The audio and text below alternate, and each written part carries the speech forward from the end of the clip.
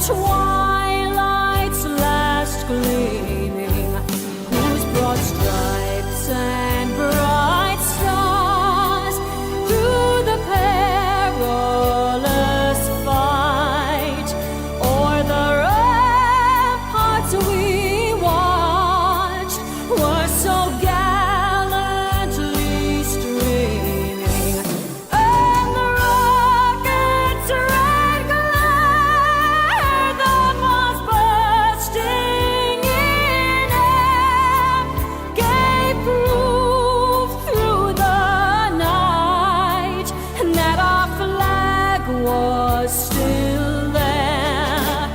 Oh, say does that star-spangled banner yet wave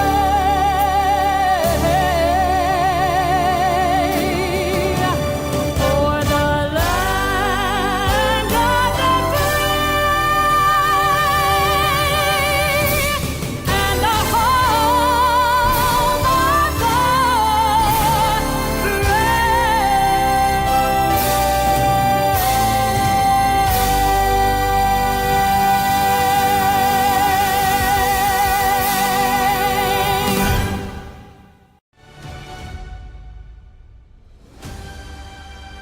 In trucking, you gotta deliver. I'm Mike Collins, and that's why we drove home Trump's big, beautiful bill. We killed woke DEI garbage and banned boys from playing girls' sports. When Biden's open border got Laken Riley tragically murdered by a criminal illegal alien in my district, I took matters into my own hands. I wrote the Laken Riley Act so we can deport criminal illegals wherever they are, making sure this never happens again. Mike Collins. Mike, you were fantastic. He loves his state and he took this very personally. We need a senator who works for Georgia, not the California crazies or New York nut jobs. I don't know who John Ossoff really works for, but it sure as heck isn't Georgia. Mike Collins for Senate. It's time to send a trucker to the U.S. Senate to steamroll the radical left, deliver on President Trump's America First agenda, and put the people of Georgia back in the driver's seat. I'm Mike Collins, and I approve this message.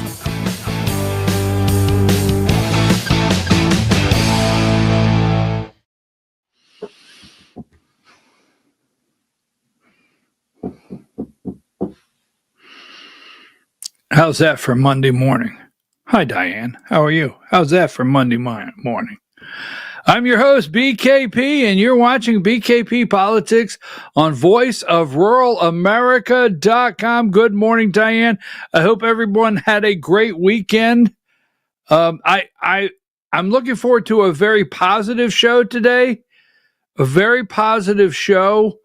There's a lot of coin toss on some things. Is this America First? Is this the America First agenda? My hope is today is a very positive show. Give me 147.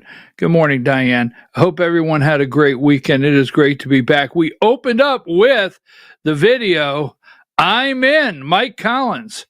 So you don't want to miss the Georgia Hour today. No, you don't want to miss the Georgia Hour today.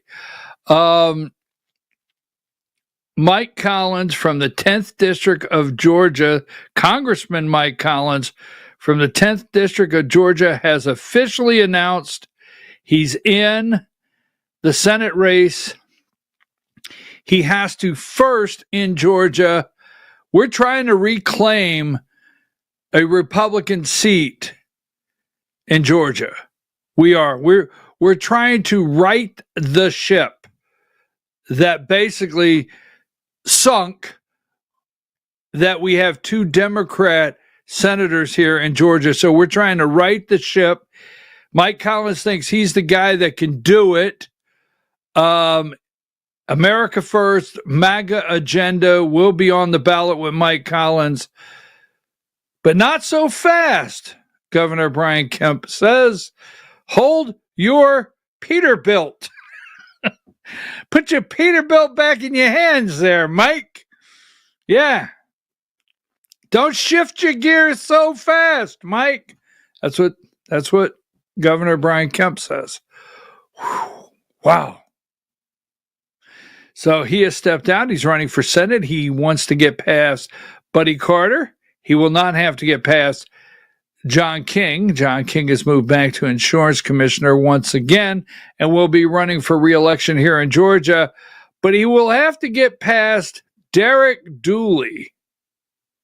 Yes, that's right. Who? Brian Kemp's candidate. We'll talk about that later. So Mike Collins is in the Senate race. Wow, this will be very interesting. We'll play that again in the Georgia Hour. You don't want to miss that. So take that down. Now, I got a lot of messages, and I owe the audience an apology, and I'll do it again at 10 o'clock. I really ended the show abruptly. I got a phone call right at the 11 o'clock hour with a panic for my son to call now. And I just have to tell you out there, I mean, if my son, my daughter, if someone in my family, call now, I stop. That goes first. I could have said goodbye. I will see you. Have a nice weekend. And I didn't. I just told Diane to end the show because I thought something maybe really bad happened. But instead, I will show you a picture later in the program. We have Tessa Jean, 7 pounds, 11 ounces. And I just spent Friday, I left the show Friday. I just spent Friday, Saturday, and most of yesterday with a 7-year-old and a 5-year-old babysitting. Boy, do I have some interesting stories.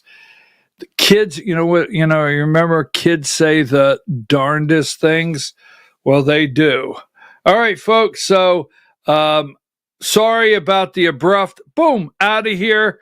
But we now, and everyone's healthy. Mom is great. My daughter-in-law is doing great. A beautiful mom. She's doing great. The baby's doing great.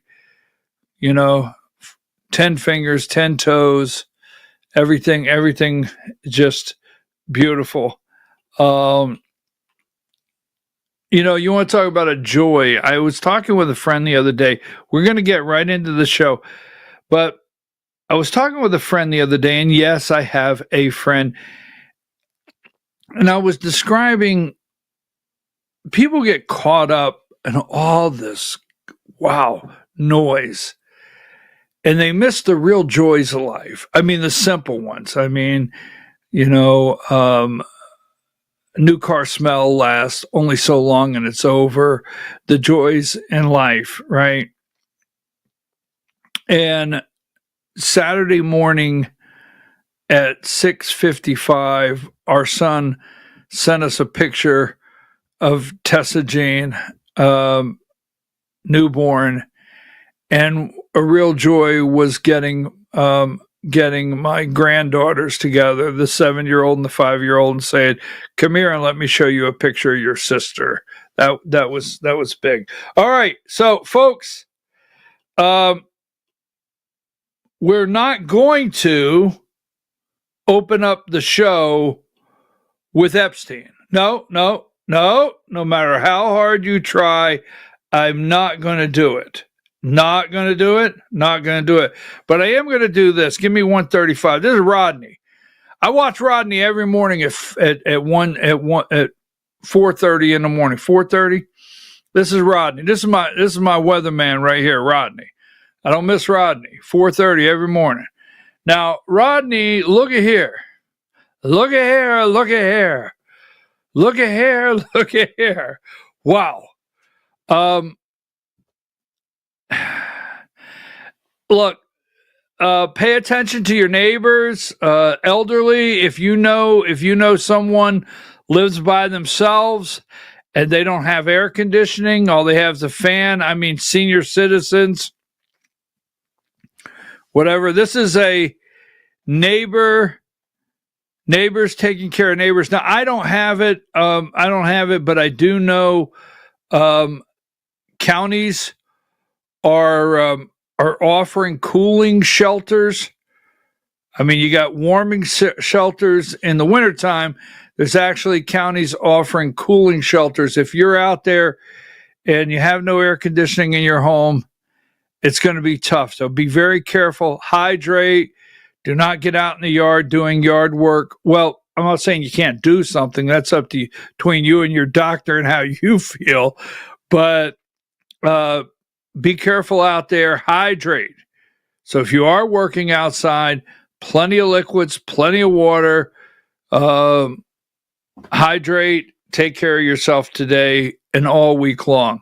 Thank you, Rodney. I appreciate the weather update there at 4:39 a.m. this morning. Take that down.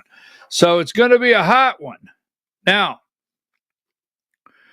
so I have for years, give me 129. I hope your air conditioning is working okay, Diane. I know. I'm not trying to jinx you. Not trying to jinx you. But Ursula and Trump. You know, I tell you what I love about this trade deal. So I want to start out with my president. You know, my president. And yes, I have questioned. I will continue to question. If you tune into this show, you will be here on days that I question and I come out with a, what the blank are you doing, Donald? Donald, that's not exactly the direction you said we would go in on this issue. It will happen on this program. But today, you know, I have watched for years. And Diane, you remember all too well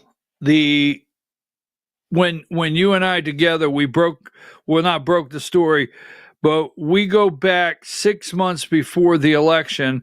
And you remember when the media said this is the first time in the Biden administration that the trade deficit had moved in a positive direction.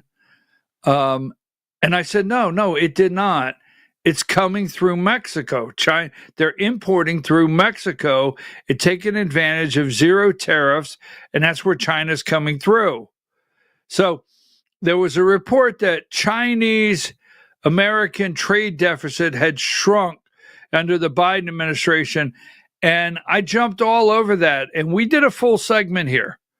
We did a full segment showing it was a lie. It was a total lie, and where we are with a trade deficit. And we explained that day in really simple terms. I'll put it like that, not a disrespect to the audience or your intellect, but we explained the trade deficit, you know, and there's only one way. There's only one way to move the needle is what Trump has done, in my opinion, with the tariffs. Now, we started out here in Trump's administration. This is day 190, okay? Seems like an eternity. 190 to some of you could be a lot of days, right? And then 190 is not that long compared to the mess that was left, okay? Now, so the trade deficit, we have countries all over the world that will not allow any of our products, none of our products. I mean, there was countries you might think, well, you know, Vietnam, what's the big deal? Or this country over here, what's the big deal? They ship to us an enormous amount of products. You try to put an American-made car in one of their countries, and it's like a 90% tariff. You can't put them in there.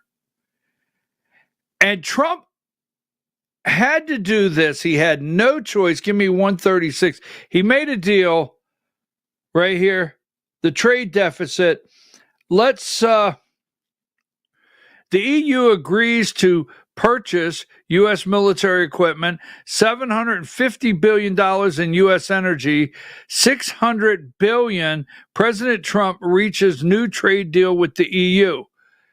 He reached an enormous trade deal last week, right, with Japan. There's only one way to turn America's economy back to a privatized engine where manufacturers can spin the wheels again, start up the assembly line, and have hope to ship their product around the world, sell it on the shelf right here in America. Now, inflation is not ticked up. Inflation is still way too high. I don't get paid to carry anyone's water. Trump administration, Biden's administration, inflation is still too high. It has to come down. Now, it ticked up like from 2.6 or something to 2.7. Nothing dramatic, but we're still not down to what we need to be from the disaster of the Biden economy of just printing money as fast as they could print it. Trump's administration came in, they're trying to claw back every one of those wasted dollars that the media calls cuts to some, there's some child out there in America that is starving, uneducated, and has no shots or a roof over its head because of Trump. And it's just not true in America. All right, it's just not true. But we've tried to claw back in 190 days every single dollar we possibly can that's been wasted, trying to claw it all back, right? Trying to make it to where the world has to deal with our manufacturers. It's a tough one, but it has to be done. Trump, the amazing thing about Donald Trump this morning to me, and yes, even with Epstein and everything going on, he never cracks or wavers from the plan. I mean, Scott Bessent, Lugnut, I call him Lugnut, all right? He's goofy as hell. Excuse me, I'm trying to make sure there's no bad words on the program. Lugnut is as goofy as they get. I mean, when he comes out and he talks to the media. But Scott Bessent, I watched early on as the administration started, and he said we have to turn the economic engine on. We have to change from this, government engine economy to a privatized. And I've always known that's not going to be easy, but it's what we have to do. Anyone out there that says we are doing great as a country, we returned faster than any other country in the world from COVID, things were going great in the Biden economy, you and I know you can't sustain that. And never will be able to sustain the level of printing that was going on. It can't happen. So here is Trump over there. He never wavers from the mission. Right here, if you're new to the show, welcome. Glad to have you. If you're not, we showed you the mainstream media. That's why we study every single day. We never lack a day that we don't study the Mockingbird media and what they're trying to do to take Trump down and turn everything into a disaster, right? Turn everything into a disaster right in front of the midterms in 2026 because they want a Democrat-led House and Senate, but especially a House so they can start impeachment on Trump. Day one. So everything is to destroy the presidency regardless of what happens to your country. Yeah, it's regardless. They never give a second thought, right? Never give a second thought. So the only way, you got to put everything on the board. The only way to get it to where hopefully we could get the junkies to sorry, if you didn't like junkies, I don't care. But get the junkies wandering around with needles, right? You know, in their arms in Huntington, West Virginia, right? Cincinnati, Ohio, Gary, Indiana. Every day, I could go over every day. We could do 3 hours a list of the junkies wandering around right in your hometown. Sorry to put it that way. And how did that happen? There's a lot of factors. A lot of factors went together, but NAFTA is one of the largest ones. Took the jobs away. So, and we started having our people just totally dependent on the government.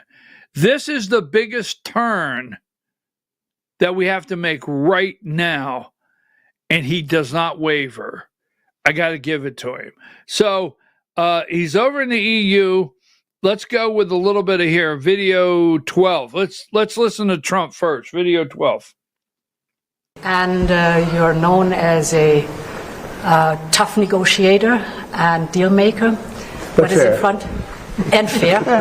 And what is in front of us? That's less important. If we are successful, I think it would be the biggest deal each of us has ever struck. So I'm very much looking forward. Ever struck by anybody? That's true. Yeah. That's true. Right now we have that honor goes to Japan. We just struck a deal with Japan, as you know. And we're very close to a deal with China. We really sort of made a deal with China, but we'll see how that goes. And we have numerous other deals. And mostly I'm just going to charge tariffs. And, you know, there's not a deal per se, but people are going to pay tariffs. And we're doing them at the low end, not the high end, because we don't want to hurt anybody. And pretty well, but... Fair. I'm fair. Now, when this started, and Diane, I know you and I have the tape. We have the tape. Give me 127. I'm going to tell you some things I love about this. Is the media's going nuts. They're going nuts because the guy owns, is it Doonesbury? What is it? He owns a golf course in Scotland. The Trump organization owns a golf course in Scotland. They're going nuts, right? And they're getting ready to open a second one in Scotland. That's what they do. They have a business. If your whole life is not a political career, that means early on, if you see young people, and I'm not attacking young people, all right? So I'm not attacking the children's, but children's today, they're growing up and being groomed to be part of the political machine and part of the deep state. And that was never the intent of the founding fathers. I mean, I cannot stand, you know this right now, I can't stand a political career. I hate hearing, it really disgusts me to hear a political career. I can't stand that. And that's what they do. But anyhow, that being said, they hate the fact this guy's got a couple golf courses. And in Scotland, what I think is amazing, you remember 2 weeks ago, right, on the show, the guy had cankles. You know, his ankles are swollen up. He's 78. He's 78. Okay? Is a bogey, is that when you're one under? Is that it? Is that it when you bogey? I know when you par, right? So this guy's 78, you know,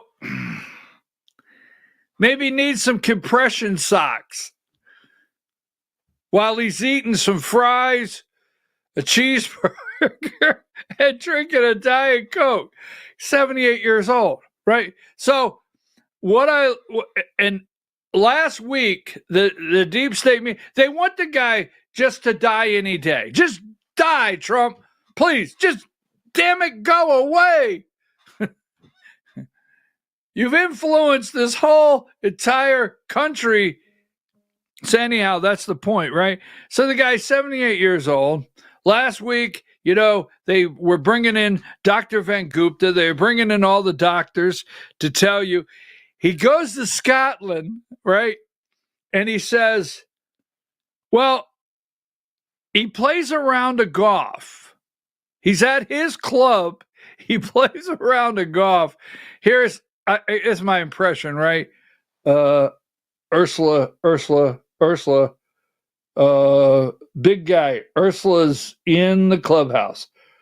Ursula has landed. She's in the clubhouse. Okay.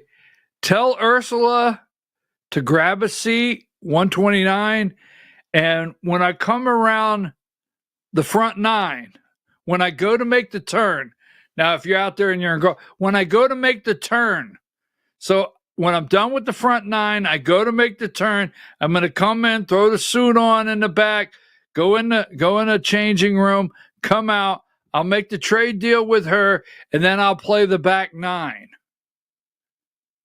You can't make this up. I don't care what you say about this guy. All right, if it comes out 3 weeks later, well, we know his name appears in the file. Okay, Epstein.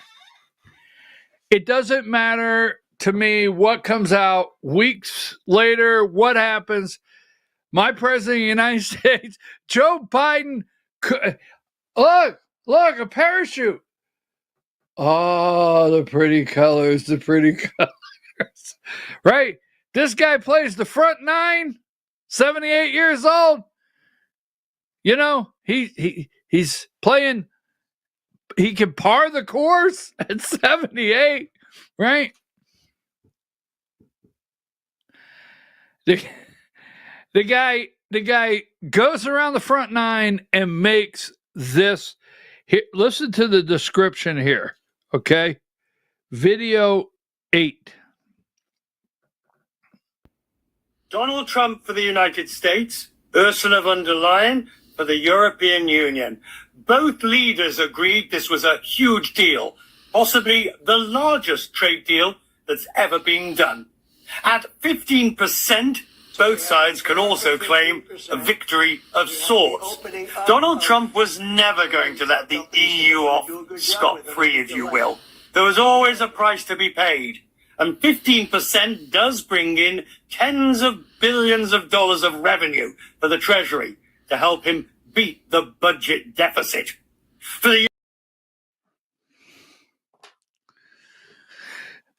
It's only one way to do it. Now, 2 days ago, right? Trump boards Air Force One, trying to get away from the pressures of the Epstein files, and he's trying to get away from this pressure, and he's trying not to answer questions, so he's headed off to Scotland. Trump is in Scotland playing golf, and the EU is on the brink, and trade deals go in. It's July 28th, 2025, and tariffs go to 30% on August 1st. We don't have a deal with the EU. China's still out there, and he's playing golf.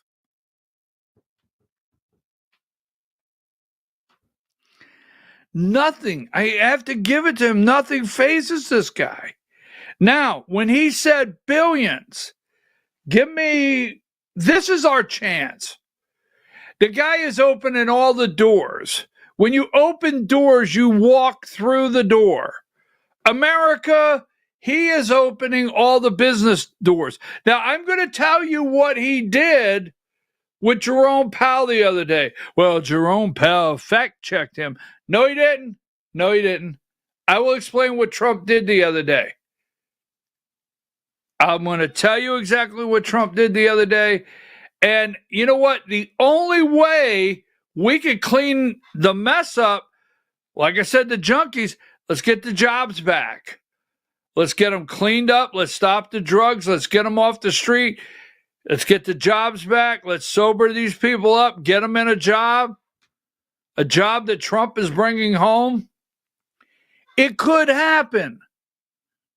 Remember, I just can't get over, because, Diane, you and I both know when we did the story about China's trade deficit, we did the story and we even showed the $300 million investment China made in a couch manufacturer and how China went down to Mexico and was manufacturing and building factories and bringing all their goods through there. And Trump said no. That's why there was a big shutdown on the border with Mexico. Trump has closed the border. Trump told Mexico right up they would be tariffs. Same thing with Canada. You're not going to use Canada and Mexico's border to put your cheap stuff in. That was the first tariff wars, as they called it, the fights, and he did it on purpose. Now everybody's nervous over China. Trump's not nervous over China. He's going to play the back nine. He's probably going to play 36 holes of golf today while everybody's stressing, we don't have a deal with China. China, I think, I'm not an economist. I do not know how exactly everything ticks in a world economy, but I feel pretty strong that Trump, with his deal on Japan, his deal with the EU, it's like, well, if so we don't get products from China. We got deals all.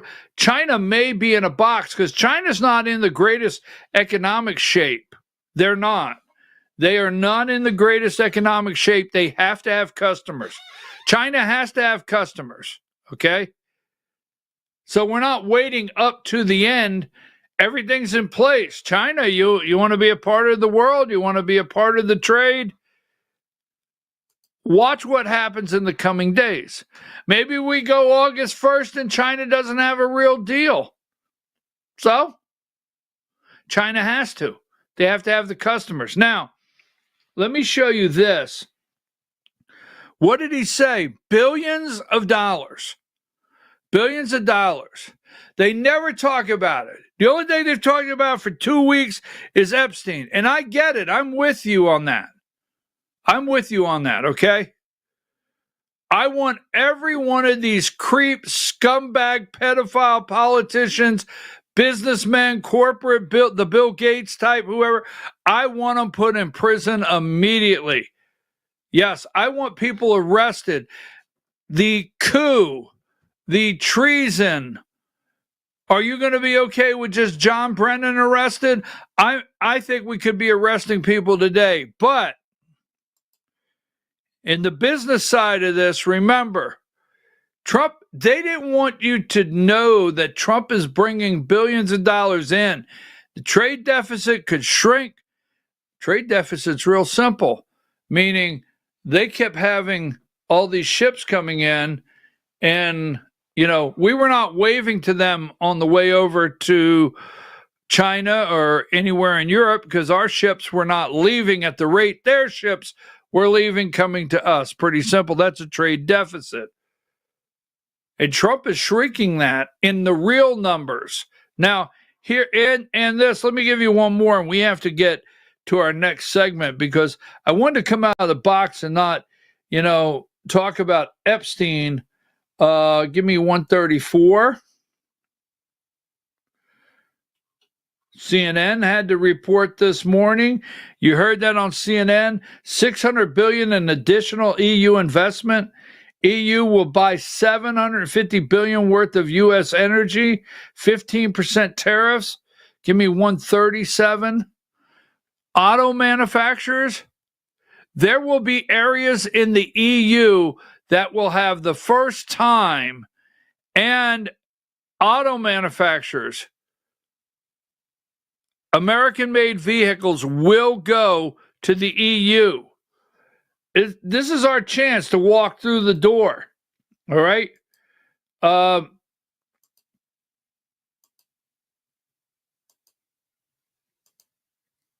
Let's see. This is what they report. Well, we'll get to that in a minute. Let's go with Scott Bessent. Give me video 11.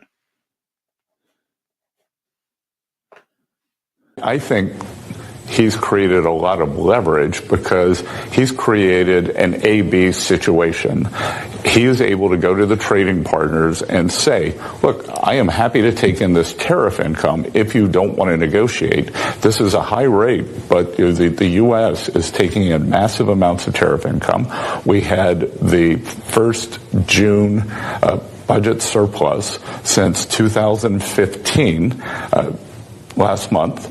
We reported it this month, and so we are taking in substantial income. So President Trump is creating this leverage by saying, if you don't want to negotiate with me, I've sent you a letter with a high rate. Have at the high rate, or come and negotiate in better fashion. Because I'll tell you, what was fascinating for me, and this was President Trump at his best, was the Indonesians came with what I thought was a very good offer out of the blocks. President Trump kept pushing them. He raised the reciprocal rate when he sent them the letter, and 5 iterations later, the Indonesian trade deal was greatly improved, turned into a great deal.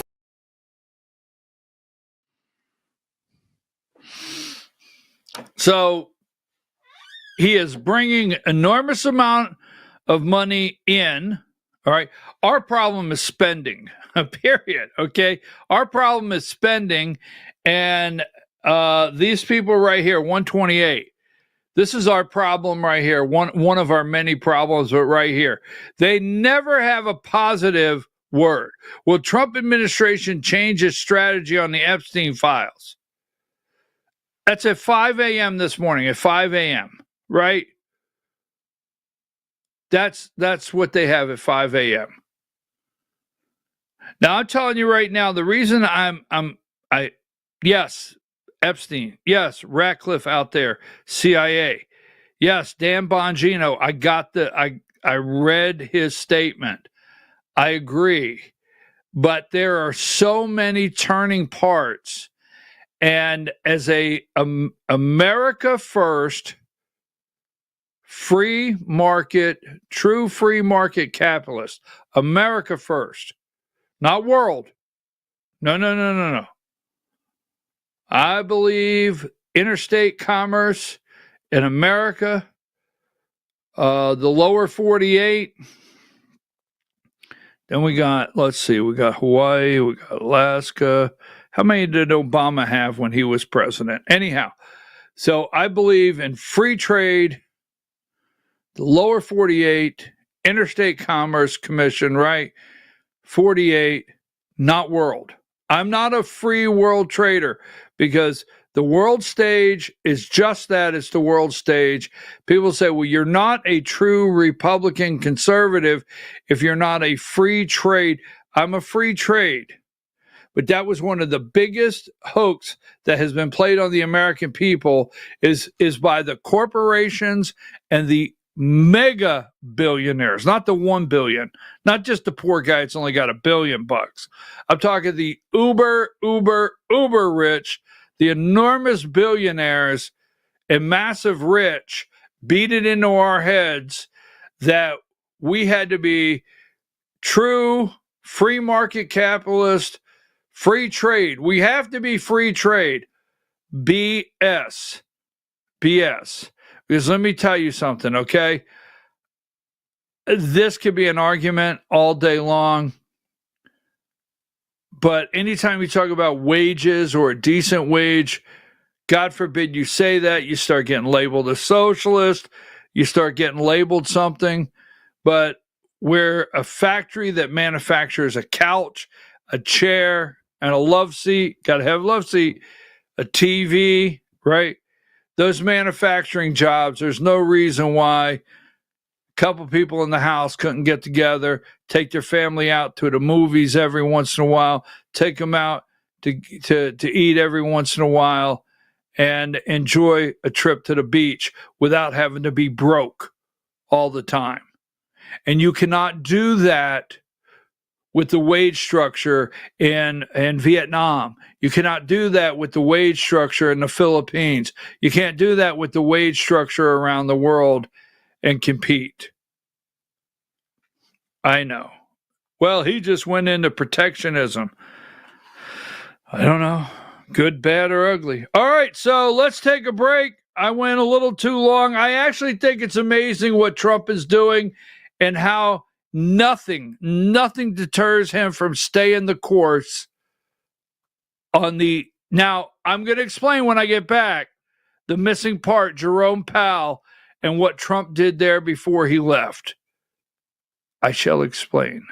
Take a break.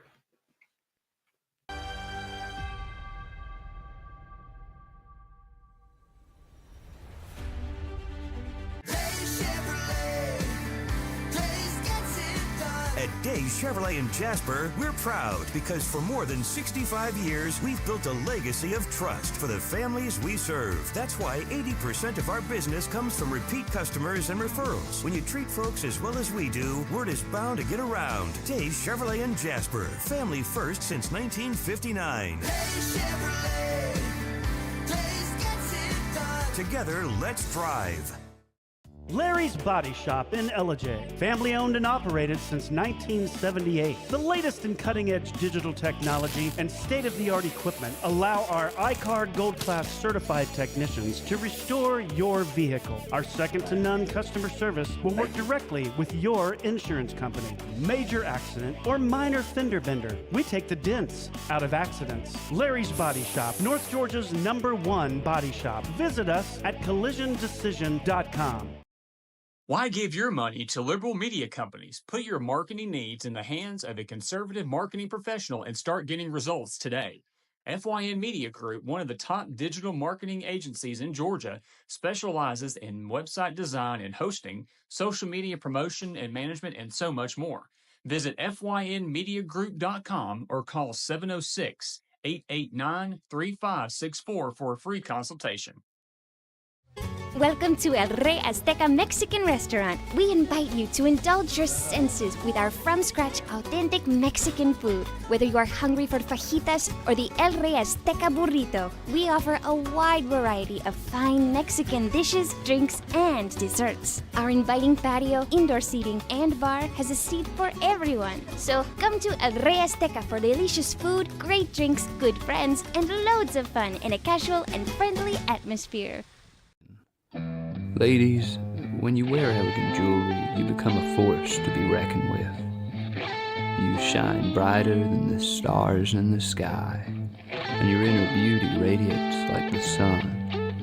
So embrace the magic, embrace the elegance, and let your jewelry be a reflection of your true, authentic self. My friends over at North Georgia Diamond know what a woman wants. Go see them for the perfect gift. And remember, when it comes to elegance, there's no such thing as too much. Come see us at North Georgia Diamond. We're igniting passion one sparkle at a time.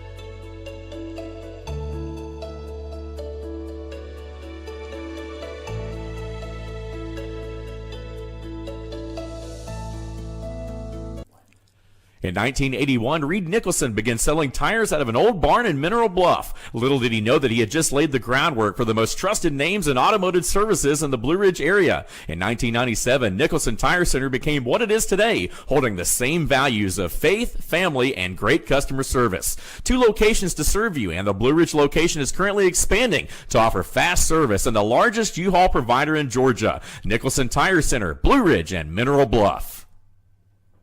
This is a special report. Knowing how to invest your money is harder than ever before. Dealing with stock market volatility, record debt, and terrorist attacks requires new thinking. At U.S. Asset Management, we can help you see the world more clearly so that you can move beyond the chaos and invest with confidence. Call us, visit us online, or drop by our office. U.S. Asset Management, helping you make better decisions with your money. Mesquite Grill, now offering online ordering for your convenience. Check out our new website at mesquitegrillbr.com. That's mesquitegrillbr.com. The great food and service you have come to expect, ready for you when you arrive. Open 7 days a week with a fully stocked bar and friendly service. Bring your furry friends with you and dine on our pet-friendly patio. Also, check out our catering options and let us prepare delicious food for your next event.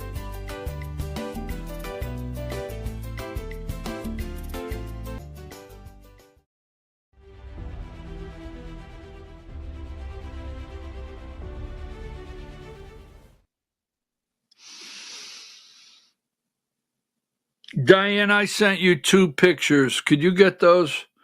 I appreciate them. I appreciate you very much. I'm your host, BKP. You're watching BKP Politics on voiceofruralamerica.com. I opened the show with this. I'll do it again at 10 o'clock, the Georgia hour. Woo, wow, woo. I got to do a wow, like a Ric Flair. Right, Ric Flair. Woo! Every politician that's running for office. See, in Georgia, I'm in Georgia. Let me just say this. I feel like I get in these like Howard Cosell moments, and you children's out there, you don't know what I'm talking about. Let me just say this.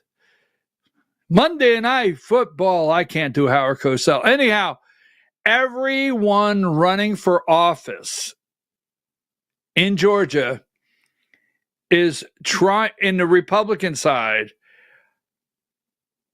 They are trying to pick a lane right now. What lane am I going to run in? How do I get a little out of this one and a little out of this one? Because Brian Kemp, Marty and the girls, you can't tell me Marty and the girls are not in there somewhere. Brian Kemp, Marty, and the girls want to run the entire state. And they want to show Donald Trump a thing or two. Yes. So anyhow, that's at 10 o'clock. That's it. Every politician in the state of Georgia is trying to figure out what lane they want to get in, how they're going to run middle of the road and not get hit or sideswiped. That's at 10. All right, so Congressman from the 10th District of Georgia, Mike Collins, is in the race. 147 there, Diane. Now, Friday, I left abruptly. Boom. Diane, in the show. And there's Congressman Mike Collins. He will drive that rig. I'll show it to you again at 10 o'clock. He will drive that rig all over the state. Yes, he has a CDL. He's got a CDL. I used to love to drive the big trucks. I used to love to drive them. When we got a new truck in, no one was allowed to take it out till I drove it. And I would get in the tractor or get in the big crane and drive it 2 or 3 miles and then bring it back. Anyhow, he will drive that truck all over the state campaigning, maybe even have a trailer hooked to it that says Mike Collins and has a picture of J.D. Vance and Donald Trump on it as he travels the state. Wow, this is going to be interesting. Take that down. Now, Friday, I said end the show. I want to apologize because I got a frantic phone call, and you got to get down here and watch the kids, but that's not what exactly happened. When I got my first phone call, I thought something bad had happened, but it was get down here and watch your granddaughters. Can I have one of those pictures? I'm going to want both of them, but can I have one of them? All right. This is Tessa Jean. This is Tessa Jean, our new Tessa Jean, 11 pounds. No, 7 pounds, 11 ounces. 11 pounds would have been a sack of taters. We didn't have a sack of taters. 7 pounds, 11 ounces. Tessa Jean came into the world Saturday morning. I love being able to show my granddaughters their new sister. And how about this next one right here? That's it. I was over at the hospital Saturday morning, right? I was over there Saturday morning wearing my Trump watch, American flag hat. That's Tessa Jean. So, take that. What a weekend. I mean, what a weekend. It's beautiful. And, you know, I've said this before. I do what I do every single day. Hopefully what little I can put together and do in this world can make a better place for them to live. Seriously. Okay. So take that down. Thank you very much. And I appreciate all the kind words. Now, I want to remind you of something. Are you ready? You ready? There will be a reminder. Okay. Let me see what the text message says. Hold on. Got text flying in. Now, you know better than that. You know better than that.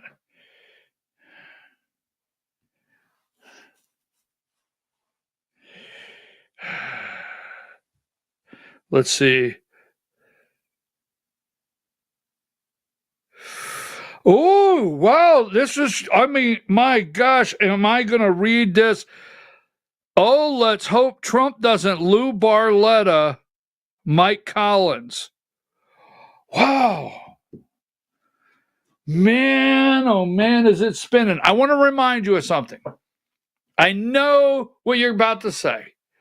BKP, we've got treason. We've got treason out there. Yes, we do. We've got the Epstein list. We've got to get that out. And this is what you're talking about? I just want to throw this out here. Will not take long. I want to remind you of something, okay? Now remember, Pete Buttigieg, the boy who would be king, the black SUVs pulled up. They pulled up. And they picked him up. He was the mayor. This guy was the mayor of South Bend, Indiana. He had a failed run for lieutenant governor or governor, I forget what it was, of Indiana, a disastrous statewide run, didn't get anywhere. Former mayor of South Bend, Indiana, right? I'm only laying this out to show you that when you hear of this little guy or this little lady or this one over here and mayor of Podunk, you know, a little town in America, yeah, right? I just want to lay a couple things out. The boy who would be king, Pete Buttigieg, mayor of South Bend, Indiana, picked up by the black SUVs, running for president of the United States, is made a deal after Joe Biden. Well, he didn't know it happened in South Carolina. They got everybody out of the race after the South Carolina primary. And this guy, Pete Buttigieg, the boy who would be king, became transportation secretary of the United States and, you know, was going to blow up bridges that prevented buses that could not go under to get the little minority kids to the beach. Yes, right. Racist bridges. So that happened. Now, so in Illinois, going to make this quick, get it out of the way. In the state of Illinois, there was a Republican senator, U.S. senator, right? Republican. So they get this guy. He is a Illinois state senator. Now, one day, this guy is he's good looking. I know, got big ears. One day, this guy is handing out leaflets. He's handing out leaflets for Acorn, right? Remember Acorn on the corner. He was a community organizer. This guy went from community organizer that they put him, they, you know who the pronoun, right? Plural. It's like Dave Chappelle said, they're after you, Dave. One or many? So one day They put this guy as a senator, a state senator. An Illinois state senator is all he was. Illinois state senator handing out leaflets on the corner, community organizer. Illinois has a Republican senator, U.S. senator. So you throw in a little bit of, right? So you create a scandal with the U.S. senator, Republican from Illinois, sex scandal, right? Throw in a sex scandal. Now, about that time, they take the senator, the state senator, a lowly state senator. His name's Barack Hussein Obama. And just in a matter of boom, lickety split, he goes from community organizer, handing out brochures, state senator, big deal. It's not a big deal, right? State senator. And he goes from there to the candidate for U.S. Senate, right? You remember Blagojevich trying to sell a Senate seat? Didn't work out. But he goes to candidate Democrat for U.S. Senate, and he's going up against an incumbent, Republican incumbent, that he should not beat. He should not beat this guy, right? And the next thing you know, the Republican in Illinois, there's a sex scandal. Dun, dun, dun. And the Republican has to drop out. And next thing you know, Alan Keyes is the Republican candidate. And this guy goes from the street corner handing out brochures. He's a U.S. Senator, Barack Hussein Obama. Then the next thing you know, he is the orator, keynote speaker at the Democrat National Convention. I'll never forget, as long as I live, my dad calling me that night. And he said, Did you see that young man on the stage tonight? Because we're kind of strange people. We watch the Democrat and Republican National Convention. Always have. We've always studied the politics. Dad, all of us have. So my dad says, Did you see that young guy on the stage? You better watch out. You better watch out. That guy is dangerous, and you better watch out. He's going to be big. Next thing I know, he's president of the United States. So that was a long story, wasn't it? Community organizer, black SUVs, president of the United States. Well, so let me tell you another story. We got this guy. He started out a middle school teacher. Teaching middle school, right? Teaching middle school. And then he became a Texas state senator. Just a Texas state senator, teaching middle school one day. Next thing you know, he's a Texas state senator, I think District 50. And now he's on the largest podcast in the United States. And now he is speaking before thousands around the state of Texas. And I and many others are suspecting he'll end up being the Democrat candidate for Senate in Texas. And Lord, if it's Ken Paxton or Cornyn or whoever it is, there may be a problem. Now, I've played this before. Now, Diane, I need this video volume way up. If I could get this video volume way up because it's low.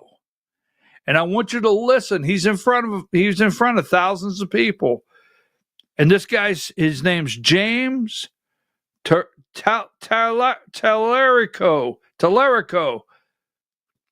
We're focusing on the wrong 1%. Video 4. We are focused on the wrong 1%.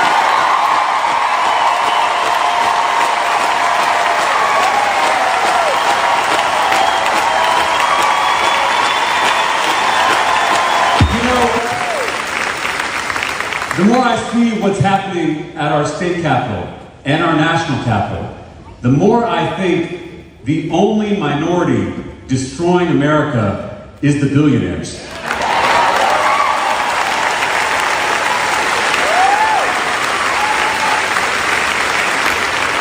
Trans people are 1% of the population. Muslims are 1% of the population. Undocumented people are 1% of the population. We are focused on the wrong 1%.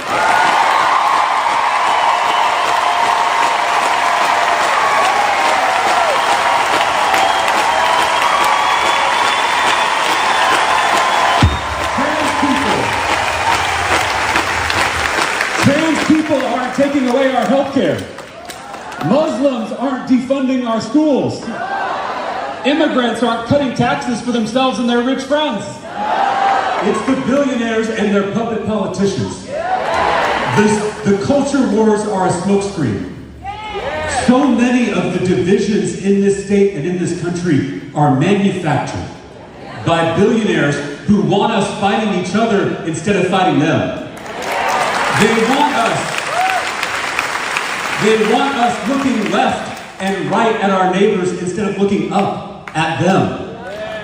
The biggest divide in our politics is not left versus right, it's top versus bottom.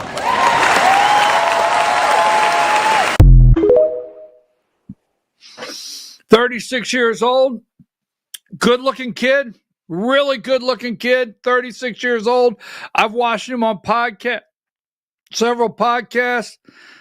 Just like that, just yesterday, he was a middle school teacher, focusing on the wrong 1%.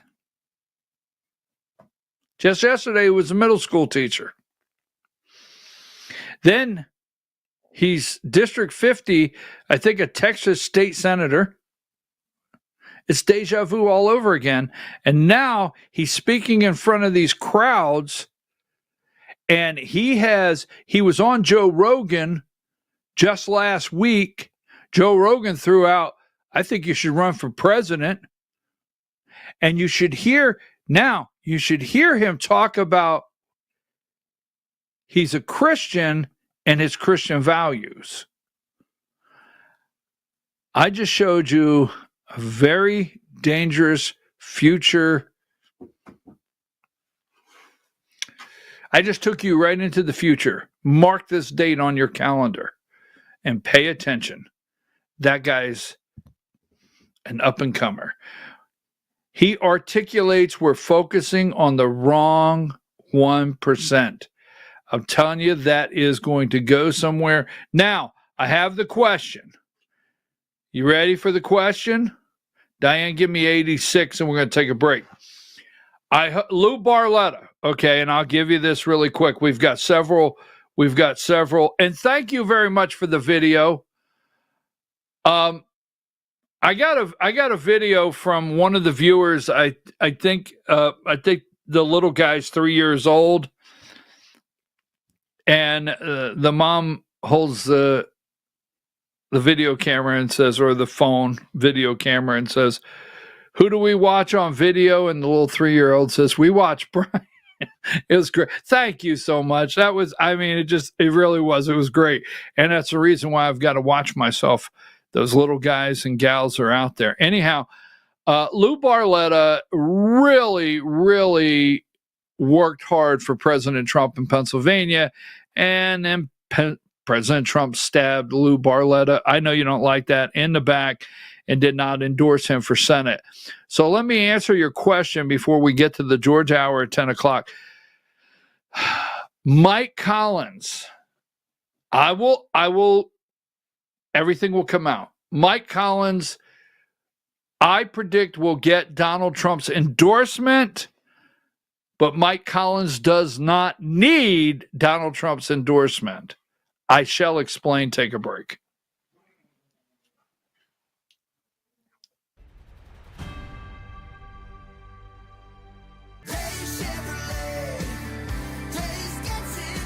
At Days Chevrolet in Jasper, we're proud because for more than 65 years, we've built a legacy of trust for the families we serve. That's why 80% of our business comes from repeat customers and referrals. When you treat folks as well as we do, word is bound to get around. Days Chevrolet in Jasper, family first since 1959. Days Chevrolet, Days gets it done. Together, let's drive. Larry's Body Shop in Ellijay. Family owned and operated since 1978. The latest in cutting-edge digital technology and state-of-the-art equipment allow our iCard Gold Class certified technicians to restore your vehicle. Our second-to-none customer service will work directly with your insurance company. Major accident or minor fender bender, we take the dents out of accidents. Larry's Body Shop, North Georgia's #1 body shop. Visit us at collisiondecision.com. Why give your money to liberal media companies? Put your marketing needs in the hands of a conservative marketing professional and start getting results today. FYN Media Group, one of the top digital marketing agencies in Georgia, specializes in website design and hosting, social media promotion and management, and so much more. Visit FYNmediagroup.com or call 706-889-3564 for a free consultation. Welcome to El Rey Azteca Mexican Restaurant. We invite you to indulge your senses with our from-scratch authentic Mexican food. Whether you are hungry for fajitas or the El Rey Azteca burrito, we offer a wide variety of fine Mexican dishes, drinks, and desserts. Our inviting patio, indoor seating, and bar has a seat for everyone. So come to El Rey Azteca for delicious food, great drinks, good friends, and loads of fun in a casual and friendly atmosphere. Ladies, when you wear elegant jewelry, you become a force to be reckoned with. You shine brighter than the stars in the sky, and your inner beauty radiates like the sun. So embrace the magic, embrace the elegance, and let your jewelry be a reflection of your true, authentic self. My friends over at North Georgia Diamond know what a woman wants. Go see them for the perfect gift.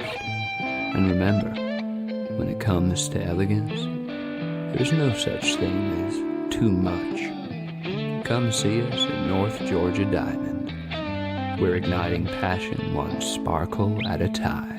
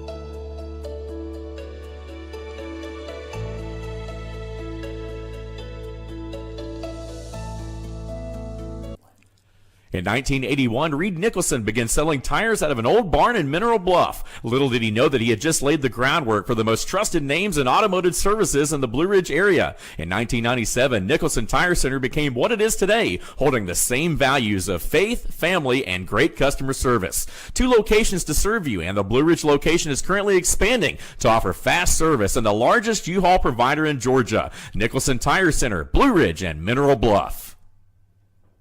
This is a special report. Knowing how to invest your money is harder than ever before. Dealing with stock market volatility, record debt, and terrorist attacks requires new thinking. At U.S. Asset Management, we can help you see the world more clearly so that you can move beyond the chaos and invest with confidence. Call us, visit us online, or drop by our office. U.S. Asset Management, helping you make better decisions with your money.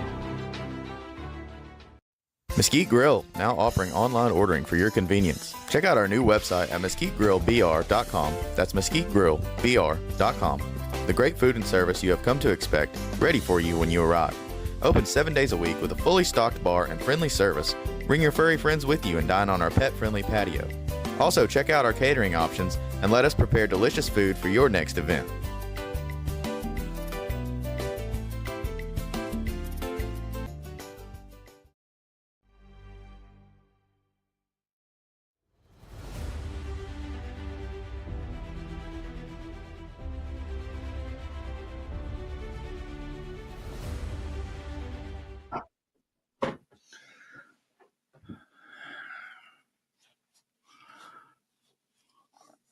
I told you, it's going to move. It is going to move.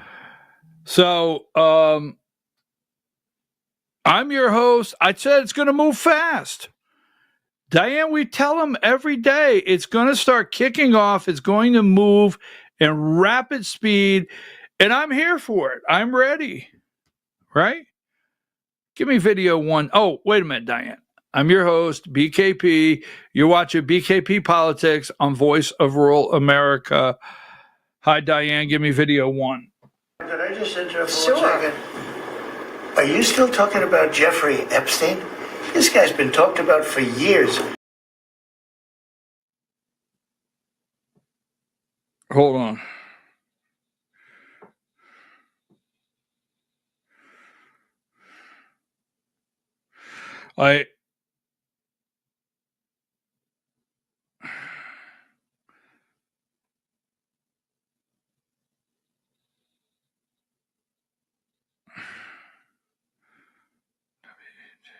Hold on a minute.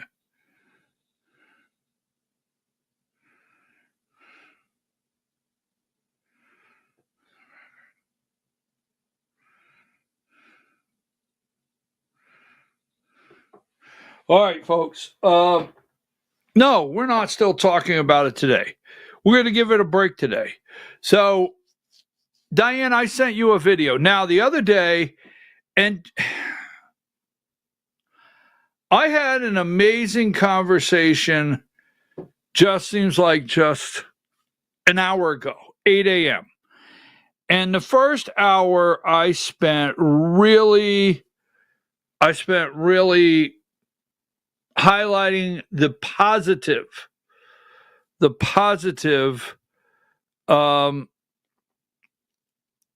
Trump, tariffs, EU, China, all the positives, and I am excited about it. And now we're going to get into the endorsement side in just a minute. Trump has an endorsement team. Not the best group. No, not the best group. Now, if it's a big one like U.S. Senate or something like that, now Trump, he gets involved. But what starts getting down the ladder, some of these endorsements are left up to the endorsement team. But at the end of the day, President Donald J. Trump puts his name on it. That's a problem. But before I go any further, give me number 75. Let me tell you what happened here. And I really think you're going to see a total wrap up. Now, Jerome Powell, the Fed chair, which we know there's no, the Federal Reserve, there's nothing about it federal. We know that, right? We know there's nothing federal about the Federal Reserve. All right. But we are spending billions of dollars building them a Taj Mahal to work out of, the Federal Reserve. Building a Taj Mahal for the Federal Reserve to work out of. Now, we have all these Fed banks around the United States. So, just a real quick summary. When they created the Federal Reserve, all right, and Wilson that signed it into law, the Federal Reserve Bank, they said, well, the people won't trust it unless it has the name federal, right? And reserve sounds good.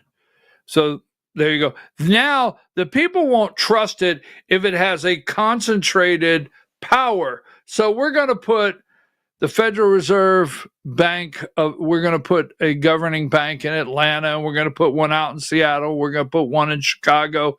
So I don't know how many, I forget off the top of my head, how many Federal Reserve districts they are in the United States. And they'll tell you there's a governing board that comes together and they balance the West and the South and the North and everywhere. And they make these decisions and they put all these factors in place. They calculate, inflation, and they calculate job growth, and they calculate all these things. They put these numbers in and they crunch them. And if the machine spits out interest rates go down, that's what they do.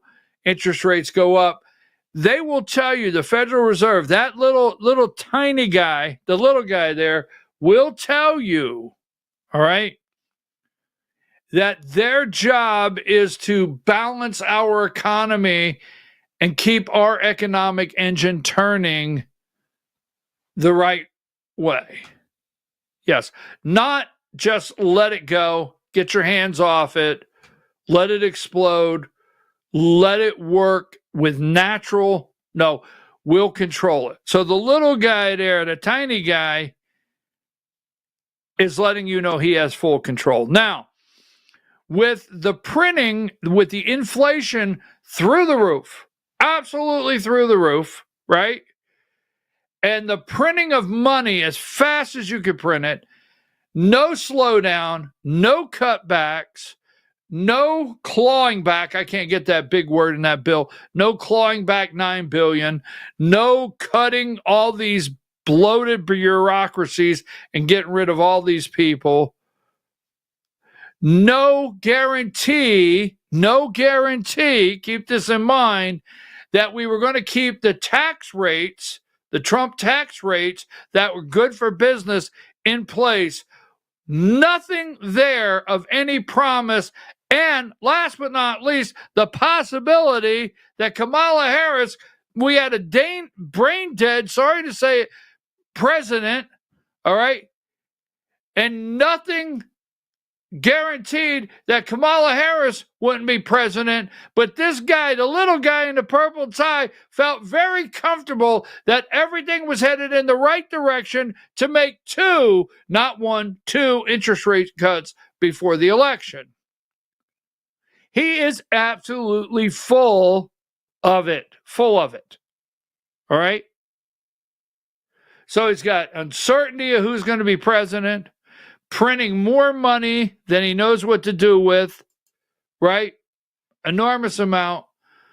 Bloated. If Kamala Harris becomes president of the United States, the first bill that would have been passed would have been a spending bill. Now, they're all upset over the big, beautiful bill, and I can't break all of that down. And there's a little bit of truth in everything they say concerning this bill.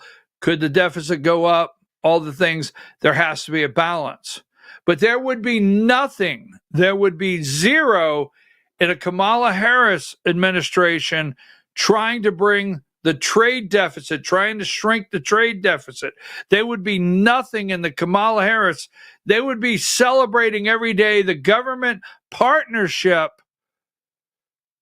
with this industry and that industry. So that being said, the guy over here won't bring down the interest rates. Okay? Now, he's only required so many, he can be called, Jerome Powell can be called before Congress at any given time, all right? But he's only required to be there so many times to give a report on the Federal Reserve.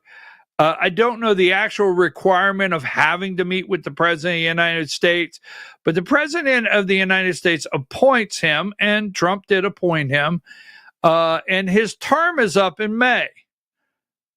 But everything in the economic engine, inflation, the tariffs are all coming into play, manufacturing's working, the engine's starting to turn, trade deficit shrinking. But this guy won't budge on interest rates because he continues to say the uncertainty of the tariffs. And he thinks that with interest and job growth and everything's a balance, and that's where he needs to keep it. This guy, little guy right here, that's where he needs to keep it. So Trump, once again, in one of his brilliant moves, I know I go all the way to brilliant because he is, as a businessman, a brilliant move. Jerome Powell doesn't have to, quote, go meet with him. But Trump could say, you know what? Call up the Senate Finance Committee chair, Tim Scott. Tim, I want to do a walkthrough on this Federal Reserve project the Taj Mahal that we're building for these people that we don't know all of them, and we don't know why we're putting together a $2.9 billion plus another building, $3.1 billion in the total package to control our economy. Who are all these people? Who are these people, right? Now, let me say this, okay? So,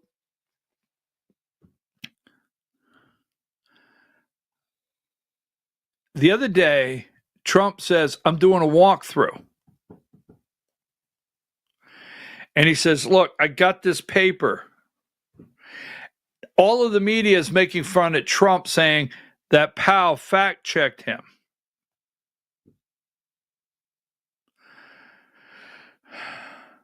This picture has gone viral.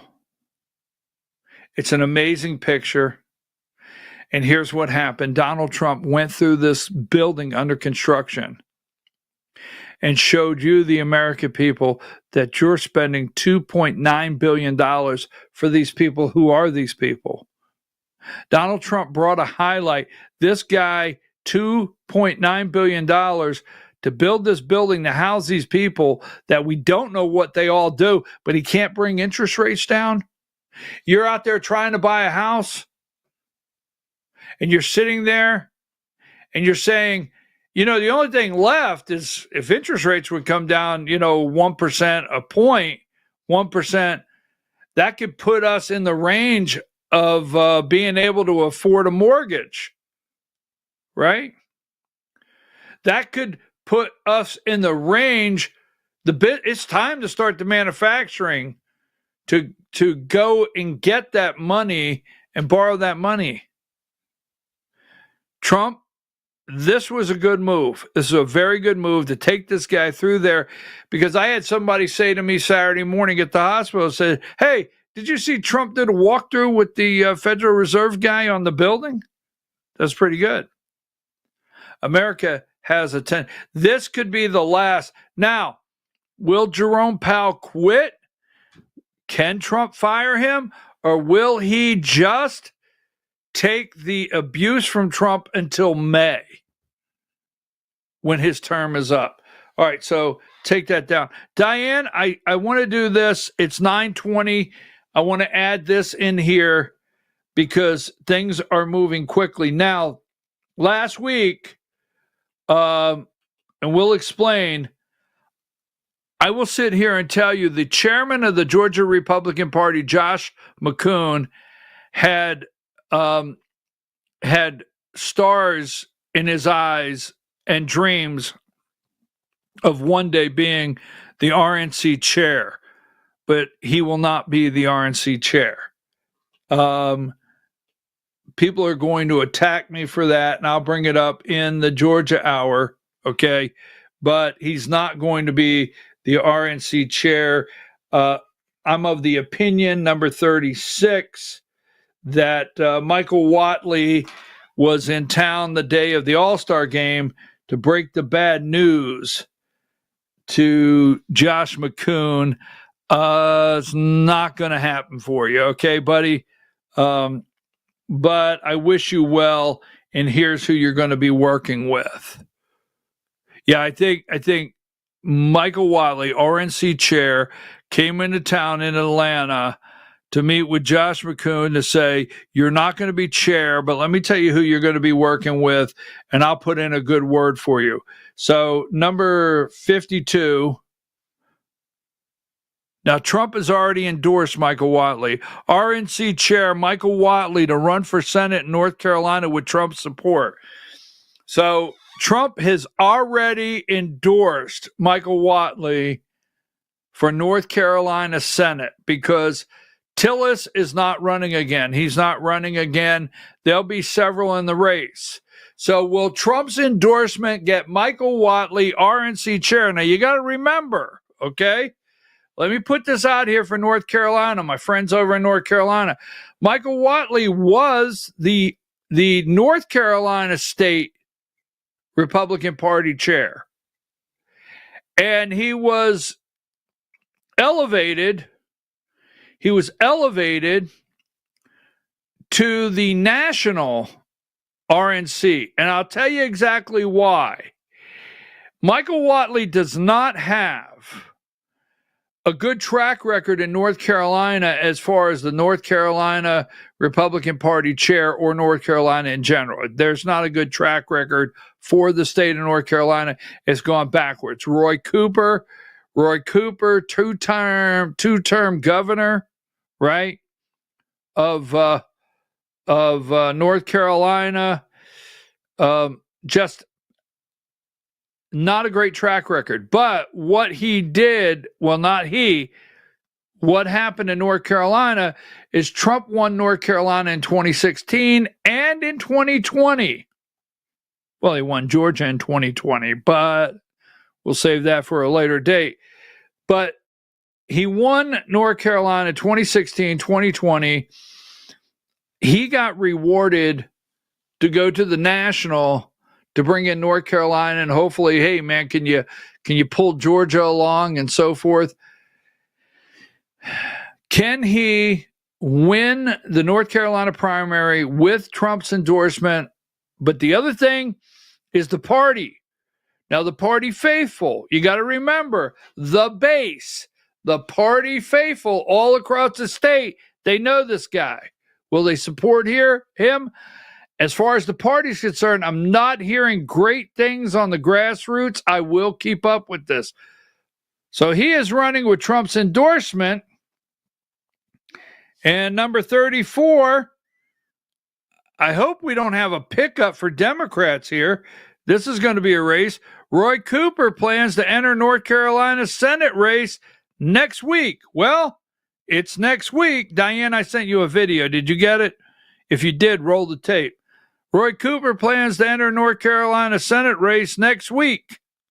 It wasn't always this hard because being in the middle class meant something. You could afford a home. Your kids went to good schools. Your job paid enough to cover the basics, and most summers you could get away for a few days. For the most part, life was pretty good.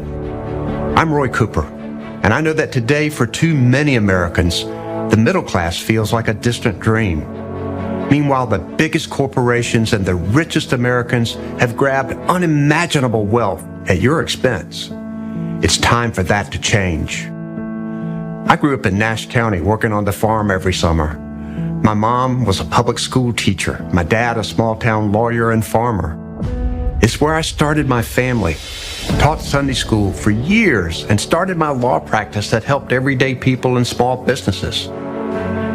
When you made me your attorney general, I prosecuted criminals and took on scammers, big banks, and drug companies. When you made me your governor, we balanced the state budget every year and worked with Republicans to raise teacher pay, recruit thousands of better-paying jobs, and expand Medicaid to more than 650,000 working North Carolinians. But right now, our country's facing a moment as fragile as any I can remember. And the decisions we make in the next election will determine if we even have a middle class in America anymore. I never really wanted to go to Washington. I just wanted to serve the people of North Carolina right here where I've lived all my life. But these are not ordinary times. Politicians in D.C. are running up our debt, ripping away our health care, disrespecting our veterans, cutting health for the poor, and even putting Medicare and Social Security at risk just to give tax breaks to billionaires. That's wrong, and I've had enough. I've thought on it and prayed about it, and I've decided I want to serve as your next United States Senator. Because even now, I still believe our best days are ahead of us. I love North Carolina, and I know you do too. I need you to be with us, and I can't wait to see you out there.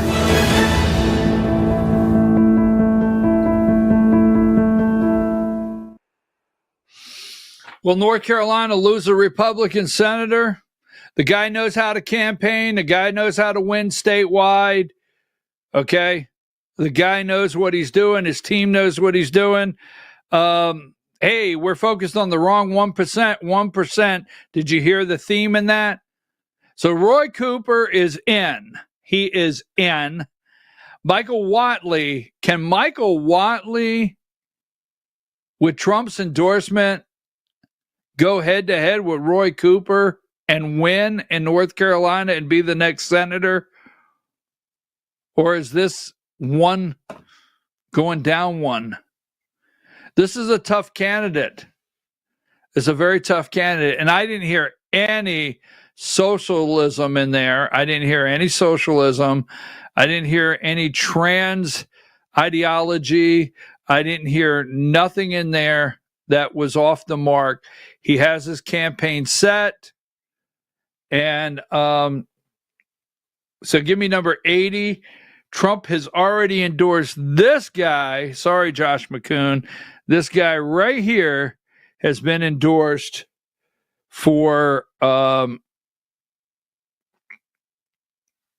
right there. Trump backs Florida state senator to lead RNC, Joe Gruters, right? Will have my complete and total endorsement, the president wrote. This is a Florida state senator down around Sarasota, Florida. Sarasota, Florida. President Donald Trump is backing Florida State Senator Joe Gruder to chair the Republican National Committee to replace Michael Whatley. I have gotten a message, I've got to get into it a little deeper, that this guy's worse than Michael Whatley. But this will be the new chair, according to Donald Trump's endorsement. Number 81, just briefly here, try to make it quick. Ralph Norman is set to launch a South Carolina gubernatorial bid. Representative Ralph Northam is entering the race for South Carolina governor, setting up a competitive Republican primary race to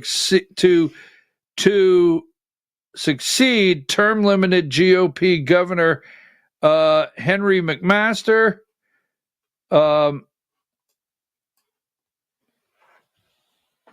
Launched his campaign website, one of the House's most conservative representatives and a member of the House Freedom Caucus. So he's a member of the House Freedom Caucus. Has teased a special announcement for Sunday in Rock Hill, South Carolina. There you go. Take that down. What about this? Diane, let me throw this up here before we go to break. So I don't know if I'm going to get time, but I'm reading, as I'm watching cartoons with 5-year-olds. Yes, I watched a lot of cartoons this weekend. Give me number 99 so we can go to break. Researchers quietly planned a test to dim the sunlight. They wanted to avoid scaring the public.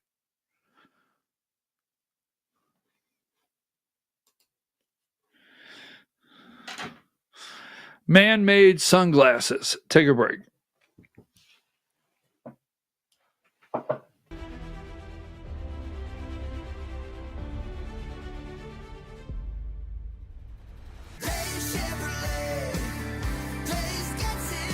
At Days Chevrolet in Jasper, we're proud because for more than 65 years, we've built a legacy of trust for the families we serve. That's why 80% of our business comes from repeat customers and referrals. When you treat folks as well as we do, word is bound to get around. Days Chevrolet in Jasper, family first since 1959. Days Chevrolet, Days gets it done. Together, let's drive.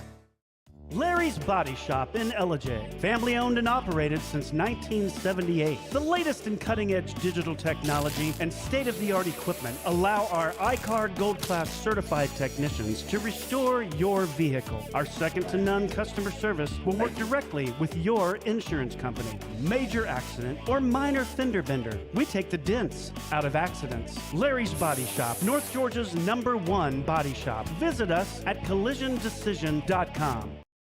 Why give your money to liberal media companies? Put your marketing needs in the hands of a conservative marketing professional and start getting results today. FYN Media Group, one of the top digital marketing agencies in Georgia, specializes in website design and hosting, social media promotion and management, and so much more.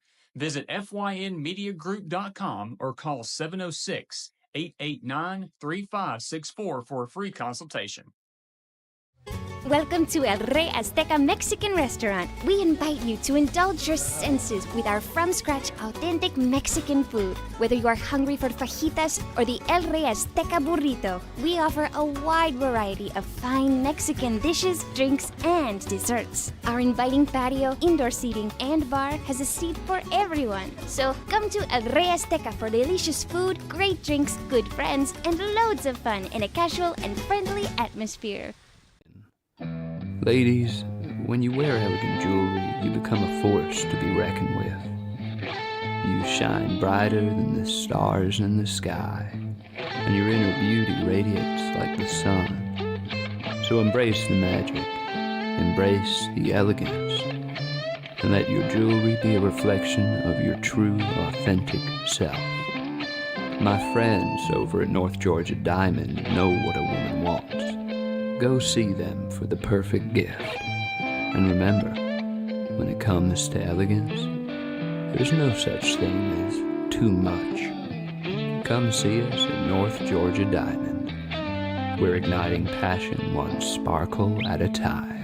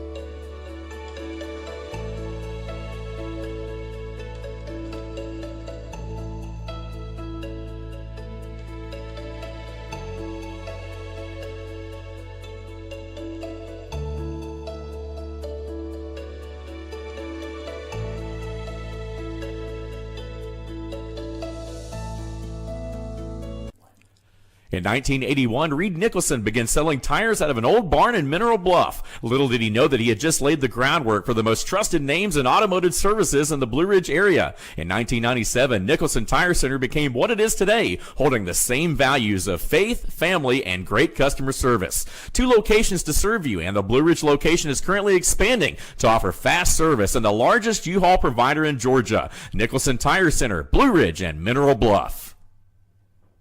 This is a special report. Knowing how to invest your money is harder than ever before. Dealing with stock market volatility, record debt, and terrorist attacks requires new thinking. At U.S. Asset Management, we can help you see the world more clearly so that you can move beyond the chaos and invest with confidence. Call us, visit us online, or drop by our office. U.S. Asset Management, helping you make better decisions with your money. Mesquite Grill, now offering online ordering for your convenience. Check out our new website at mesquitegrillbr.com. That's mesquitegrillbr.com. The great food and service you have come to expect, ready for you when you arrive. Open 7 days a week with a fully stocked bar and friendly service. Bring your furry friends with you and dine on our pet-friendly patio. Also, check out our catering options and let us prepare delicious food for your next event.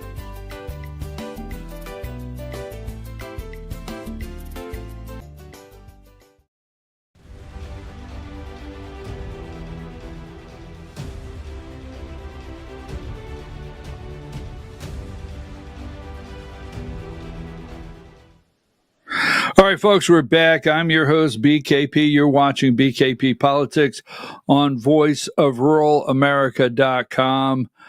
At 10 o'clock will be the Georgia Hour. At 10 o'clock will be the Georgia Hour. We have a governor running one direction. We have Trump possibly running another direction. We have multiple candidates in races. We're trying to maintain 2 North Carolina Republican U.S. senators. We're trying to claw back 1 Republican Senate here in Georgia. The Georgia Hour. And then on top of that, we've got our $140 million Ponzi scheme that is going to be a campaign issue for Democrats. I will tell you this, and I'm going to show you at 10 o'clock this morning. We have candidates this morning. I will make this prediction in Georgia, which I know I'm correct. I know how that sounded, but I know. Everyone running for an office or getting ready to run for an office in Georgia, no matter if it's a state rep, state senate, constitutional officer, from top to governor, with Mike Collins and Derek Dooley and Buddy Carter in the race, they're trying to figure out what lane to run in. We'll talk about that at 10 o'clock. All right, so give me 85. Because Mike Collins is in. He's got the rig shined up. We'll show you that in just a minute. So EU got a deal. Trump makes one of the largest Europeans to invest $1.35 trillion in U.S., accepts the 15% tariff in biggest deal ever made. He's on the golf course. Ursula's waiting in here. Yeah, tell her when I make the turn. That'd be when I go to do the back nine. I'll take a break, get a hot dog. You always got to get a hot dog. You spin for the back nine. You grab a quick hot dog, right? A Coke, jump back in the golf cart and tee off. Right? Trump made the biggest trade deal ever between the front nine and the back nine. It's amazing. I love it. So anyhow, now that being said, this weekend, give me video one.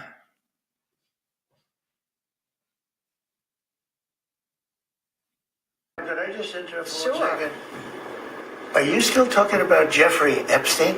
This guy's been talked about for years. So I watch all the propaganda shows, and let me just lay this out for you. Meet the Press, number 146. Meet the Press. Everyone yesterday in the propaganda shows, right? Mounting Pressure, that was Meet the Press, 145. Mike Johnson's on there. And he is talking about, well, now listen, Ghislaine Maxwell, they're meeting with her, and if she testifies, will she get a pardon? She got immunity. Can we trust her? So he's on there selling to everybody, can we trust? We have to have credible information. Not everybody that got on the plane is guilty or on the list. If you're on the list, and here you go, the warmonger 144, he wants it to be every day in the news. Every single day he wants it in the news. They want no determination. The easiest thing to do would just release everything, done, over with, finished, start putting the scoundrels in jail, in prison, throw them in Gitmo.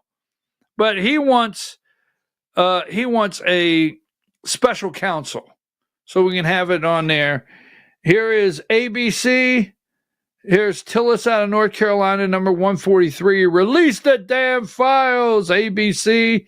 It's a Scott from Florida, Senator Scott, number 142. I think that's what the public wants. All right. Trump 141. Are you going to pardon Ghislaine Maxwell? Well, it's something I have not thought about, but I can do it if I want.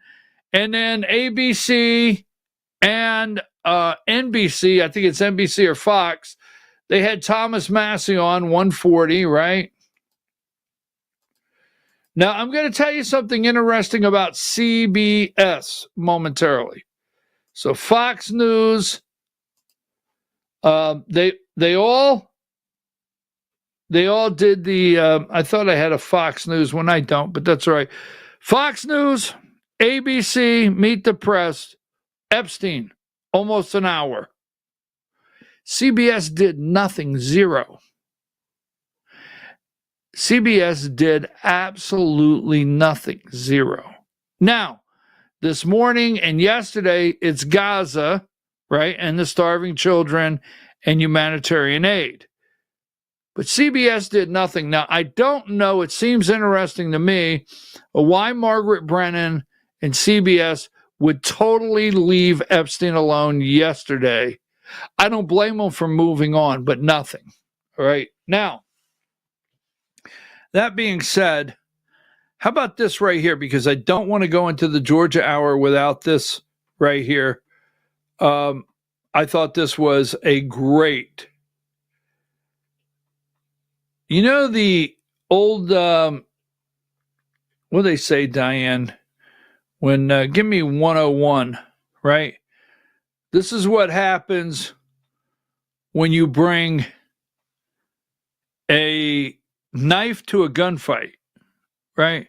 That's what, so this guy right here, and let's give a shout out to Derek Perry. This is a Walmart. Where is this Walmart at? It's in, Traverse City, Michigan. And this guy, he's probably got something wrong upstairs, and he's wheeling around a knife, and he's trying to kill people with a knife. He attacks about 11 people. This guy, a Marine, Derek Perry, give me 102. He gets the gun. And he shuts it down. So I want to give a shout out to this young man right here. He's got a little gray in the beard. So listen to the report on this guy. Let's see. Video 7.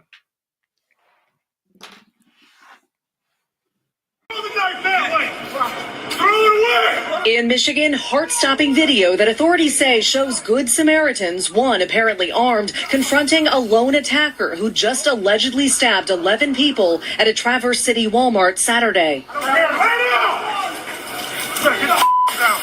Moments later, a deputy seen cuffing the suspect, now ID'd as 42-year-old Bradford James Gilley, who the sheriff says used this folding knife with a 3.5-inch blade to stab people at random. Gilley now being held on 11 counts of assault with intent to murder and 1 count of terrorism, carrying a possible life sentence. His motive, not yet determined. My understanding is the only thing that he said just prior to being taken into custody was, "Are you 911?" or something to that effect. That's it. That's it. Very, very few words spoken. Officials say they don't know why Gilley, who lives in a town nearly 2 hours away, was in Traverse City, and that his criminal history includes what they call prior incidents of assault. The local hospital says the victims range in age from 29 to 84, adding one's been released, 2 remain in serious condition, the rest in fair condition. The sheriff praising those who stepped in to help. Heroes, in your mind? Absolutely. Yeah. And that's why I say, I mean, in today's world, you can't get someone to stop and help somebody to change a spare tire, let alone you have someone that just brutally assaulted people.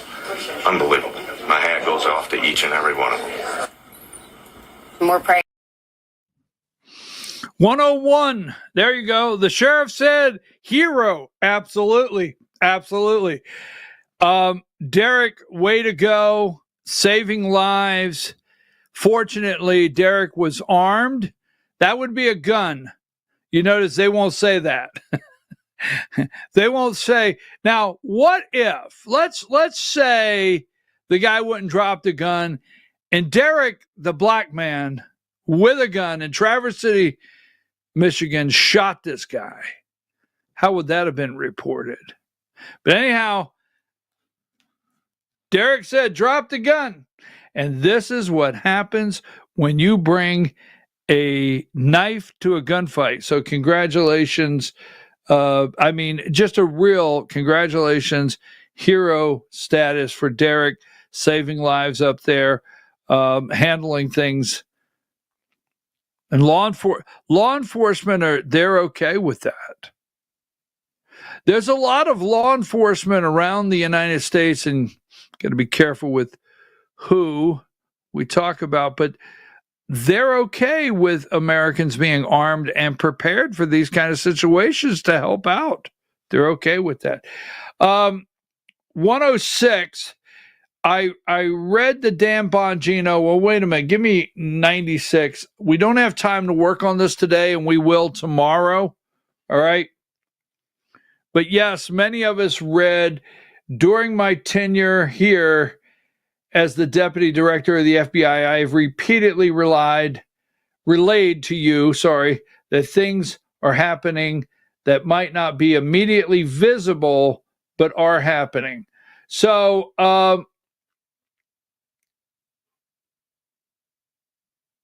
Bongino made a statement, and trust me, he didn't make a statement without Kash Patel vetting it and saying, okay, run with it.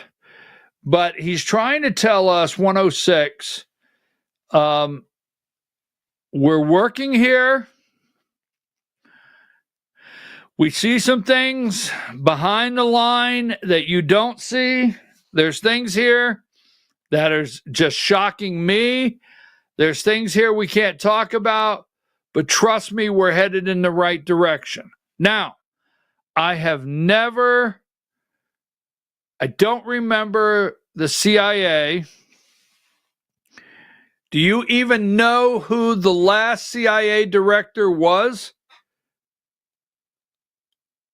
Do you know who the last CIA director? Burns, right? Burns, last CIA director. Did you ever really hear a lot of interviews with the last CIA director? We're only going to play like 2 minutes of this, Diane. I did have 5 or 6 spots picked out, but because of it pushing up on the George Hour, give me video 10. Now is the man himself, former director of national intelligence, former Texas Congressman John Ratcliffe, back with us. John, it's great to see you this morning. Thank you so much for being here. You as well, Maria. You bet. Well, you were the truth teller back there in October of 2020, but of course we know that later that day, on that same week, 51 former intelligence officials signed their letter on the dotted line saying that the Biden laptop must be Russian disinformation. And the media completely ignored the actual sitting director of national intelligence, yourself, who said the opposite. Pretty extraordinary. Yeah, unfortunately, Maria, we watched a political interference campaign, a domestic disinformation campaign by, former intelligence officials working with the media, working with big tech to suppress the truth and to amplify the lies shortly before a presidential election. And, unfortunately now we've seen all of these, the impact that likely had on the outcome of the 2020 election, and now we see more of that. I mean, what the events that have happened this week with Hunter Biden and the developments with regard to his case, I'm not sure what is more significant, the legal consequences of this or the political consequences of this, because it's the most politically corrupt case that I've ever seen as a former federal prosecutor, and you've now seen this play out this week, and the American people are finding out more and more about that. Yeah, and look, we continue to see this effort to change the conversation. I mean, I've got to get your take on this new superseding indictment against President Trump, just a day after we saw drama unfold in a Delaware courtroom over the crimes that Hunter Biden apparently has committed. Your reaction? Well, first, let's start with the Hunter Biden deal. I call it the most politically corrupt case I've ever seen. Look, what you saw play out this week, Maria, is that Joe Biden's DOJ prosecutors turned out to be Hunter Biden's defense team.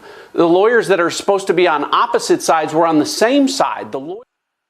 Now, see, as Ratcliffe is telling you this, right? Remember? Right? Ratcliffe tells you this. We showed you. This is where I tell you, don't forget Epstein, number 7. There's a couple things I want to show you. Number 7. Well, 8. The spies who lied. Remember? Spies who lied. We got that. Brennan, will you be okay if Brennan's the only one that goes to prison? Not me. Not me. All right. Give me number 10. Don't forget, Sussman. We hear Ratcliffe talk about this. Sussman, Perkins Coie, right? Mark Elias's partner, Hillary Clinton's attorney, goes to the FBI. You heard Ratcliffe say, laptop suppressed by big tech, right? We had showed you this last week, all last week. These people got to go to prison. Durham indicts him. Now, when you're sitting here, here's my concern. The reason I want to do this before we get out one more time is when I'm hearing that Brennan will get indicted.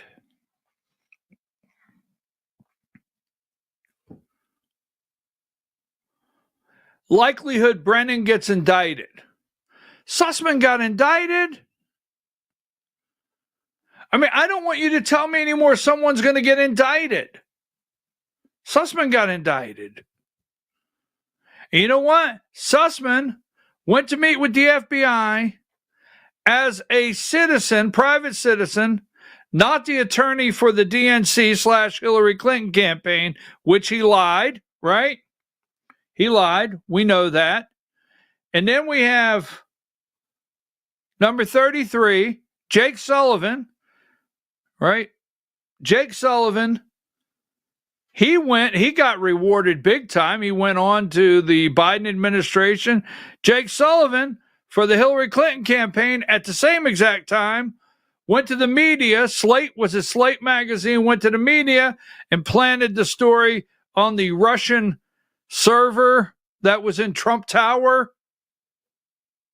While the other guys over at the FBI, go back to right here, number 10.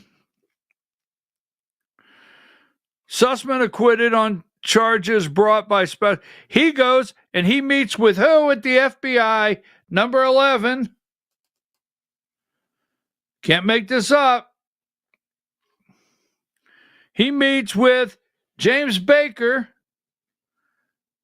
FBI, who eventually leaves the FBI and goes to his next cover-up, right? He goes to Twitter.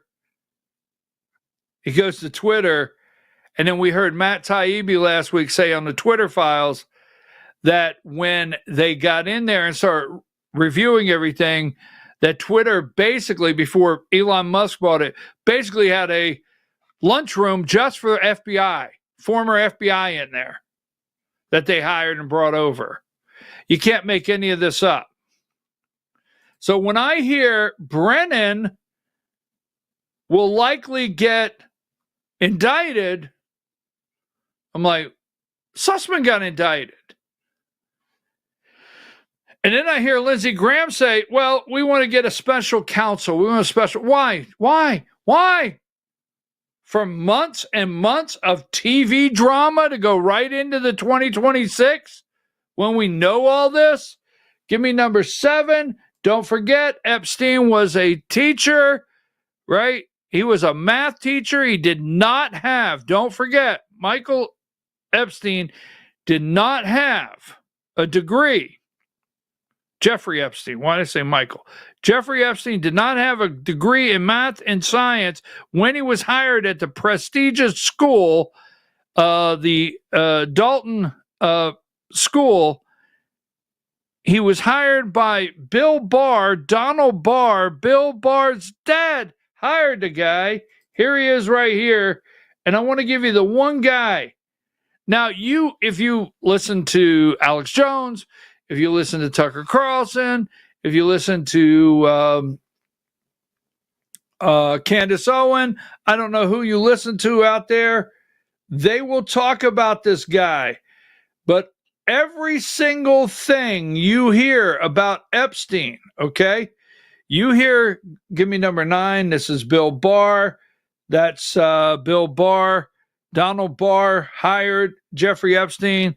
Bill Barr. And you will hear CBS, NBC, ABC, CNN, MSNBC, Morning Joe. They will not stop talking about Ghislaine Maxwell.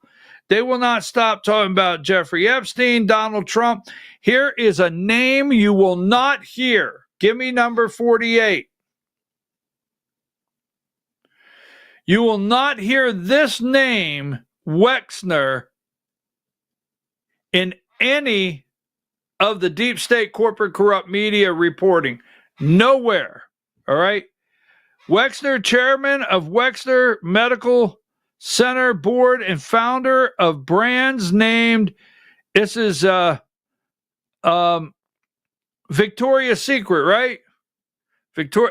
Is it Abercrombie and Finch also, Wexler?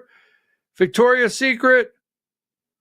The largest home in the state of Ohio, his neighbor, Jeffrey Epstein. You'll never hear, the mainstream deep state corporate corrupt media will not bring his name up. We will. All right, folks, when we return, spinning as fast as we can go for 1 hour, the Georgia Hour, politics like nowhere else, in about 5 minutes.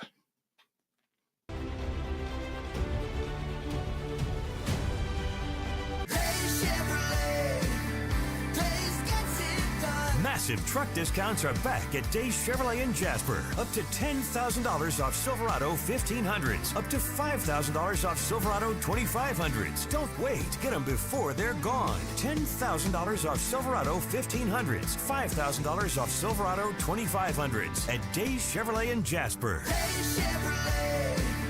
Days gets it done. Together, let's drive.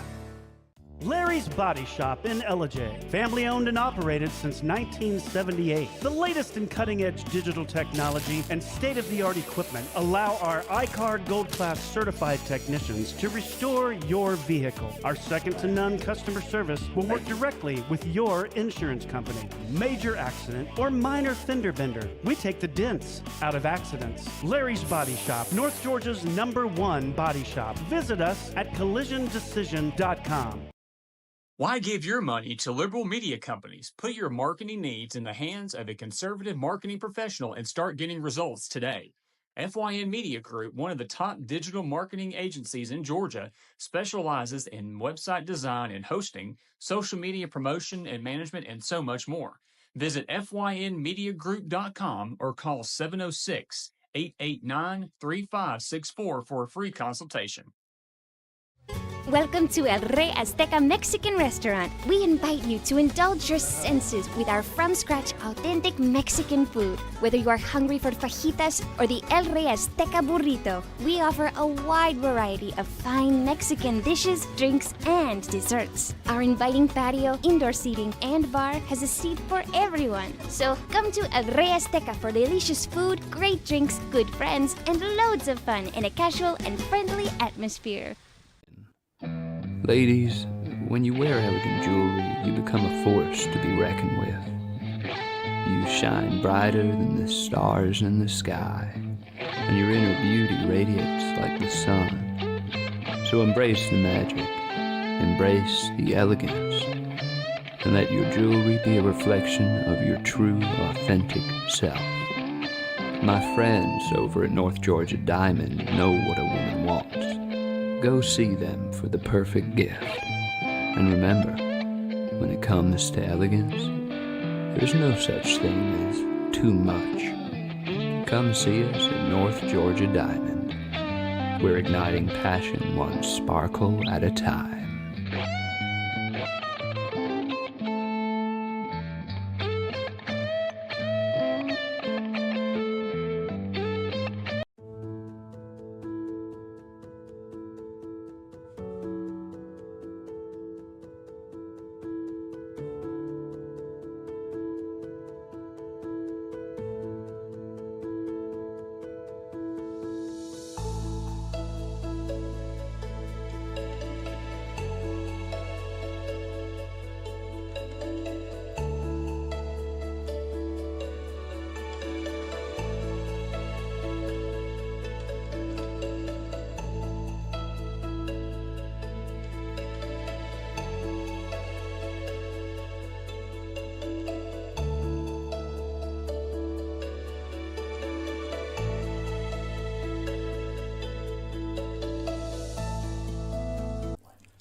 In 1981, Reed Nicholson began selling tires out of an old barn in Mineral Bluff. Little did he know that he had just laid the groundwork for the most trusted names in automotive services in the Blue Ridge area. In 1997, Nicholson Tire Center became what it is today, holding the same values of faith, family, and great customer service. 2 locations to serve you, and the Blue Ridge location is currently expanding to offer fast service and the largest U-Haul provider in Georgia. Nicholson Tire Center, Blue Ridge, and Mineral Bluff.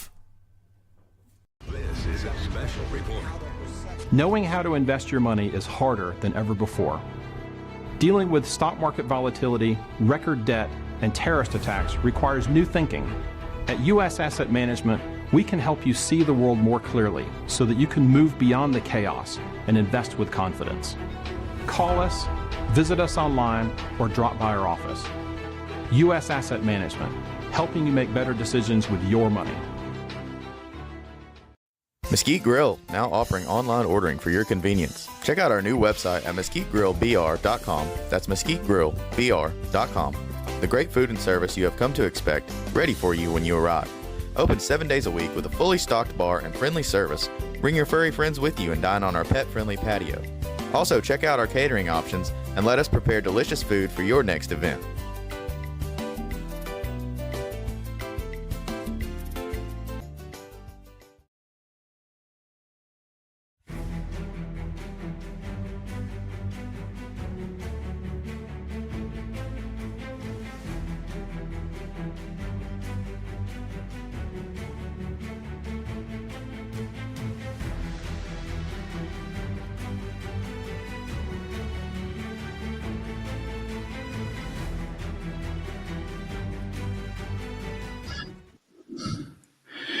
You know, I was just thinking,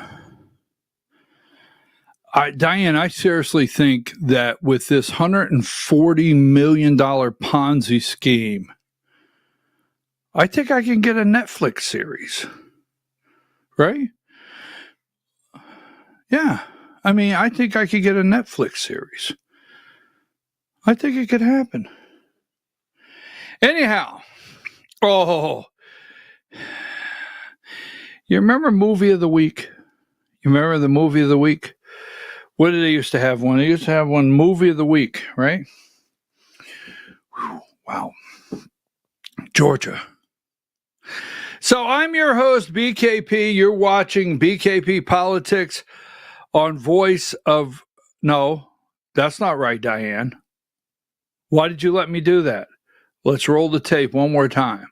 Good Monday morning, 7/28/2025, July.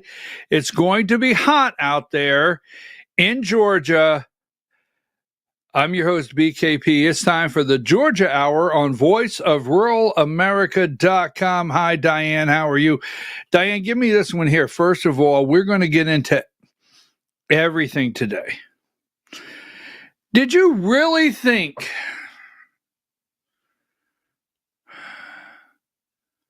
Did you really think that Brian Kemp would do the right thing when it comes to the base? The Georgia governor, Brian Kemp, would do the right thing when it comes to the base. Why do you think there has been zero effort other than a couple phrases put out to really unify the base? Why? Do you think it just happened now, or do you think that Josh McCoon, the chairman of the Georgia Republican Party, that they have known for quite some time that they're going to leave the base behind and move forward with a new plan? Just saying, right? So you thought that when in Valdosta, Georgia, on that day that Trump and Kemp shook hands, it was over. It was over. You think that Donald Trump sits there in the White House and says, Barack Obama led the way in treason.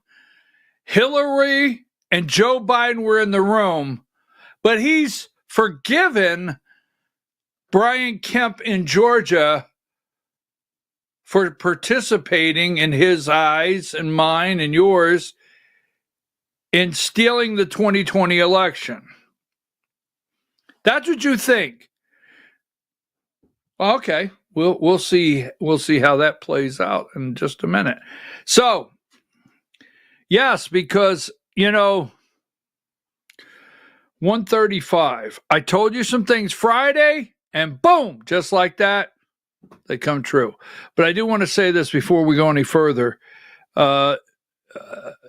Please, it's going to be very hot. If you're in Georgia, it's the Georgia Hour, 135. Diane, thank you very much.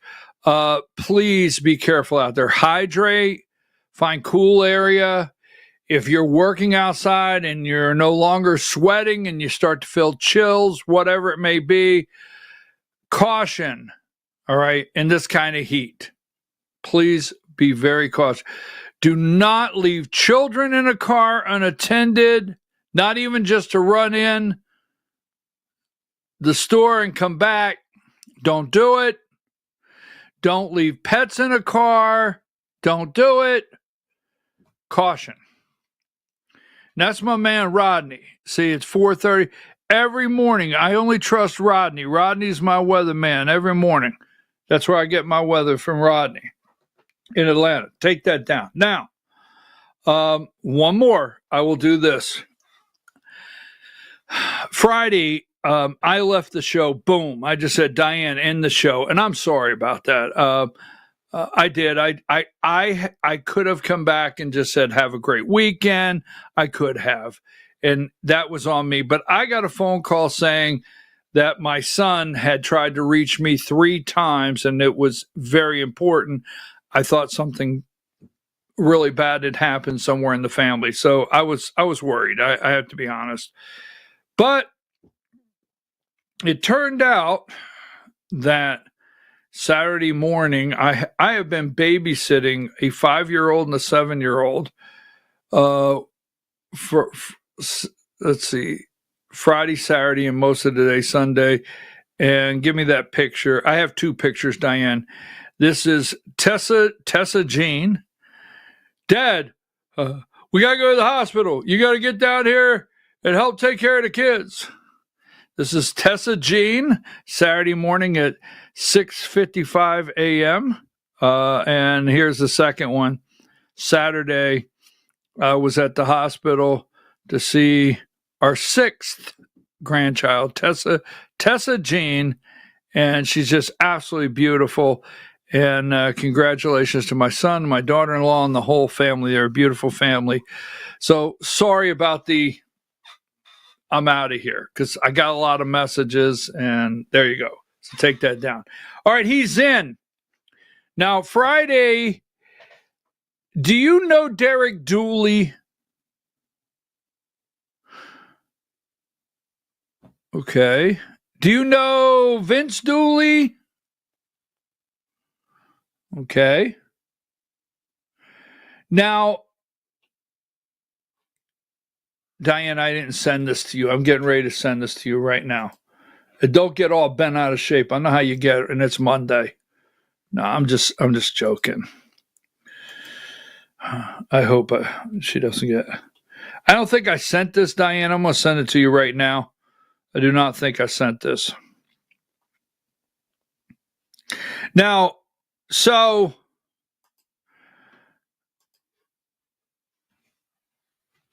there's a percentage of you out there that's going to say, Vince Dooley, duh, we all know Vince Dooley. No, we don't all know, right? Right? There's been several other head coaches at UGA since Vince Dooley, but yes, well-known family name, the Dooley family, Vince Dooley, UGA coach, right? And his son, Derek Dooley, I think, is he out at Missouri now? I'm not for sure. Was coaching Tennessee, the Tennessee Vols. He likes to wear a lot of orange.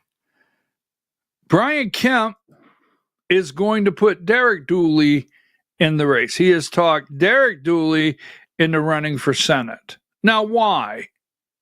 Why is he doing that? And do you know this guy here, 151, if you got it and it's already set up, do you know this guy? Because his brother is Daniel Dooley, right? Derek Dooley. Daniel Dooley has a major contract with the state of Georgia, or many schools in Georgia. He's the recipient of one of Brian Kemp's laws that he signed into place, providing school safety and notifications. He has a business related to that. You can't make that up in Georgia, right? So the entire Dooley family, this guy right here, Daniel Dooley, apparently college roommate at UGA with Brian Kemp. Okay. Vince Dooley, famous legendary coach at UGA. And Derek Dooley, never good friend of Brian Kemp and the family, never been in politics. Now, we are being told that in states where he lived that required you to register a party, that I hear that they're looking for if he's ever registered Republican. There's a lot of stories going around, a lot of stories. Now, we're just putting this out here because we're looking that we really can't find. This is not him. Take that down. We can't find a Republican voting record. And the reason I bring this up, because if you're out there and you're part of the research department, because you know if you're watching the show, you're just that. You're part of the research department. Give me number, I had it here somewhere. Give me number, where's it at? Hang tight, I got it. 105. So if you're out there, we're looking for, let me tell you what we're looking for as we put this together. We're looking for any kind of Derek Dooley taps Brian Kemp's inner circle for possible Georgia Senate bid. We're looking for anything that says Derek has voted Republican. Did he vote twice for Barack Obama? Did he, with a question mark? Does he vote Republican? Because they will tell you, this is what I really enjoy, they will tell you, and when I say they, the party, you and I are the worst people in the world if we don't yell vote Republican. Now, I vote Republican, but if we don't yell it. But if they go out and recruit a candidate that maybe is not the strongest Republican voter and throw them under the R symbol, well, we're good with that. They're good with that. So anyhow, we're looking for, if you know, this guy's running for Senate. He's already got Cody Hall's team. Brian Kemp's behind him, pulling him in. Now, so we know the other day, we talked about this. Give me, I think this is it, number 57, John King. He pulled out of the Senate race, right? He pulled out of the Senate race, 57. And he's going to go back and he's going to run as insurance commissioner once again. King made the decision to suspend his campaign after Kemp told him he was throwing his support behind former football coach Derek Dooley. Now, weeks ago, months ago, we reported to you Friday, right? We're about to show you. We told you. We're aware of how many times Kemp met with Tim Scott. We're aware of how many times Kemp went and met with John Thune. How many times John Thune came here. The private meeting in South Georgia in someone's home. We're aware of every bit of that. We're aware of Kemp's team, because he has a team, meeting with Trump's team. And we have been told all along, unity. Hey, Josh McCoon, listen to this. Unity, right? That we're trying to find a candidate that Brian Kemp can campaign for and say, I endorse, and Donald Trump can campaign for and say, I endorse, right? But if you do that, then nobody gets to come out with their ego and say, I'm the winner. Why? Who could be the winner? Is it a split decision like a boxing match? So if Kemp endorses a candidate and Donald Trump endorses a candidate for Senate, that if and when that candidate could win and beat Jon Ossoff, it's a draw. And then for days, they're writing articles and they're talking to people. Who really influenced your vote for Senate? Brian Kemp or Donald Trump?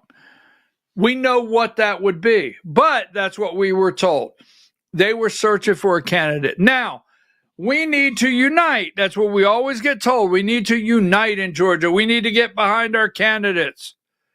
Except if you think on one day, on any given day, that Brian Kemp has respect, likes Donald Trump, and will do anything to help us win Georgia and maintain the MAGA base. Now,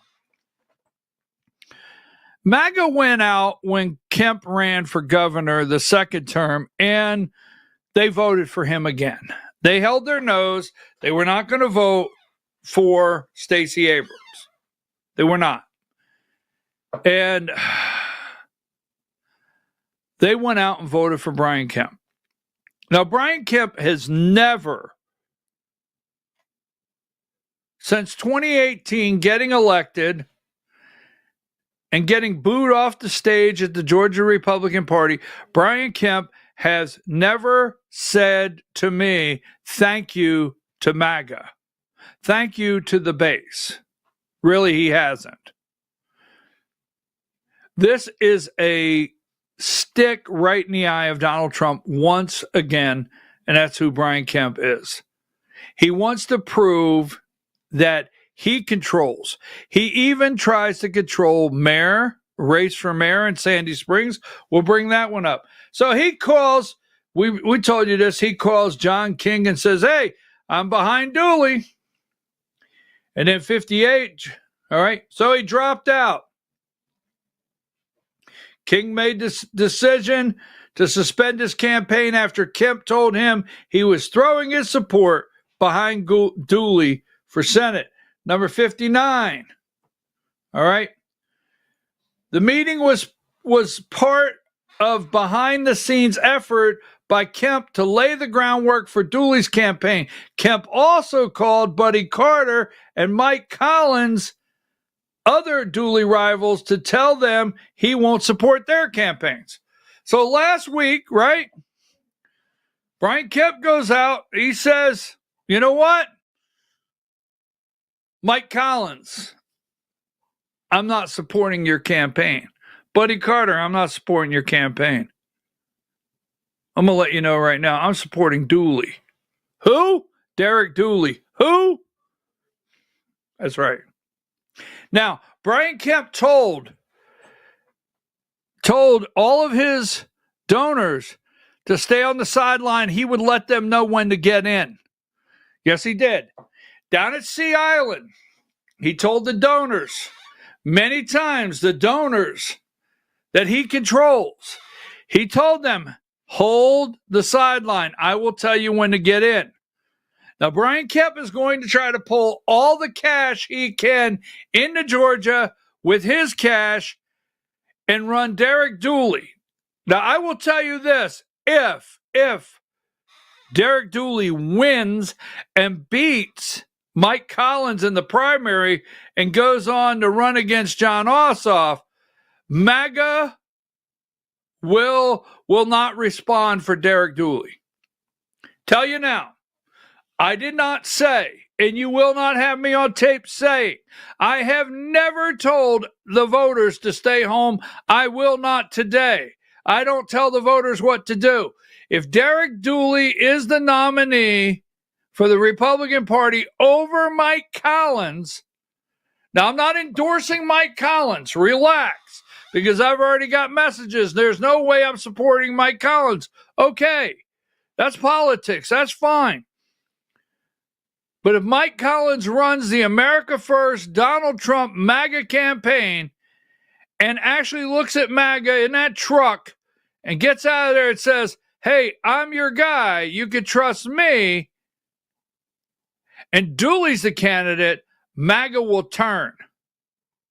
Now, to me, Brian Kemp's trying to do everything he can to guarantee John Ossoff goes back as Senate, and maybe even someone else goes to the governor's mansion. Yes. I mean, this is not... I have people scratching their head, and I'm talking people in the know. They're calling me saying, we don't know. We can't put our finger on this one. So, he calls Mike Collins. Nope.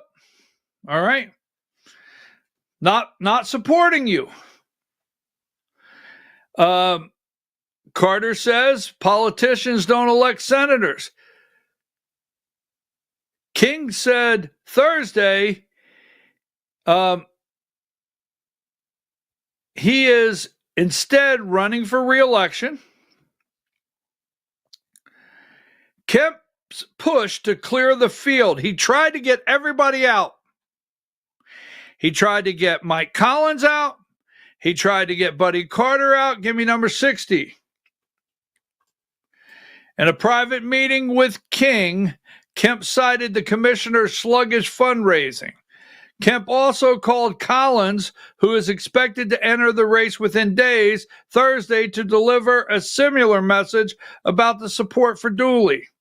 The conversation was described to be cordial, with Collins reminding Kemp of the past support and saying he was confident the party would unite around his campaign. All right? Now, you're going to see today how many Mike Collins endorsements will come out. All right? And Mike Collins said, look, when I'm the nominee, you'll support me. He didn't back down. Now, we got to get on to some other things, but give me 86. Kemp tries to get Mike Collins out, tries to get Buddy Carter out. He wants to go with Derek Dooley, right? Put a shine on it, ready to roll. Who's ready to ride? Give me number video 13. In trucking, you gotta deliver. I'm Mike Collins, and that's why we drove home Trump's big, beautiful bill. We killed woke DEI garbage and banned boys from playing girls' sports. When Biden's open border got Laken Riley tragically murdered by a criminal illegal alien in my district, I took matters into my own hands. I wrote the Laken Riley Act so we can deport criminal illegals wherever they are, making sure this never happens again. Mike Collins. Mike, you were fantastic. He loves his state, and he took this very personally. We need a senator who works for Georgia, not the California crazies or New York nut jobs. I don't know who John Ossoff really works for, but it sure as heck is in Georgia. Mike Collins for Senate. It's time to send a trucker to the U.S. Senate to steamroll the radical left, deliver on President Trump's America First agenda, and put the people of Georgia back in the driver's seat. I'm Mike Collins, and I approve this message.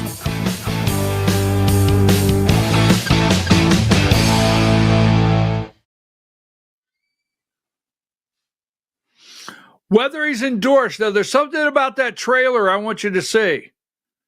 Okay? Now, he will drive this. If that trailer goes on the road with that picture, Mike Collins, Donald Trump, and J.D. Vance, Mike Collins for U.S. Senate, I'm going to tell you something right now.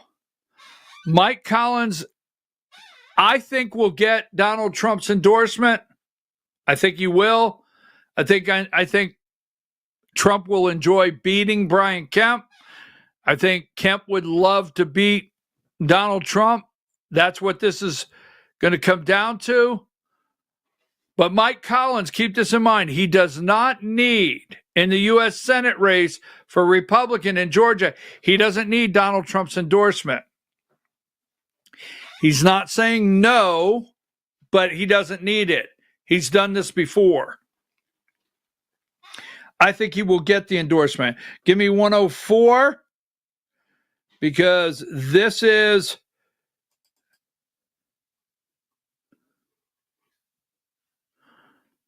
the brewing Senate GOP primary fight in Georgia. Now, this came out this weekend, right? A Fox News story. Let's go through this. Trump team number 107. Folks, I just have to say it. Trump team 107 pissed off with Kemp over candidate pick in Georgia Senate GOP primary battle.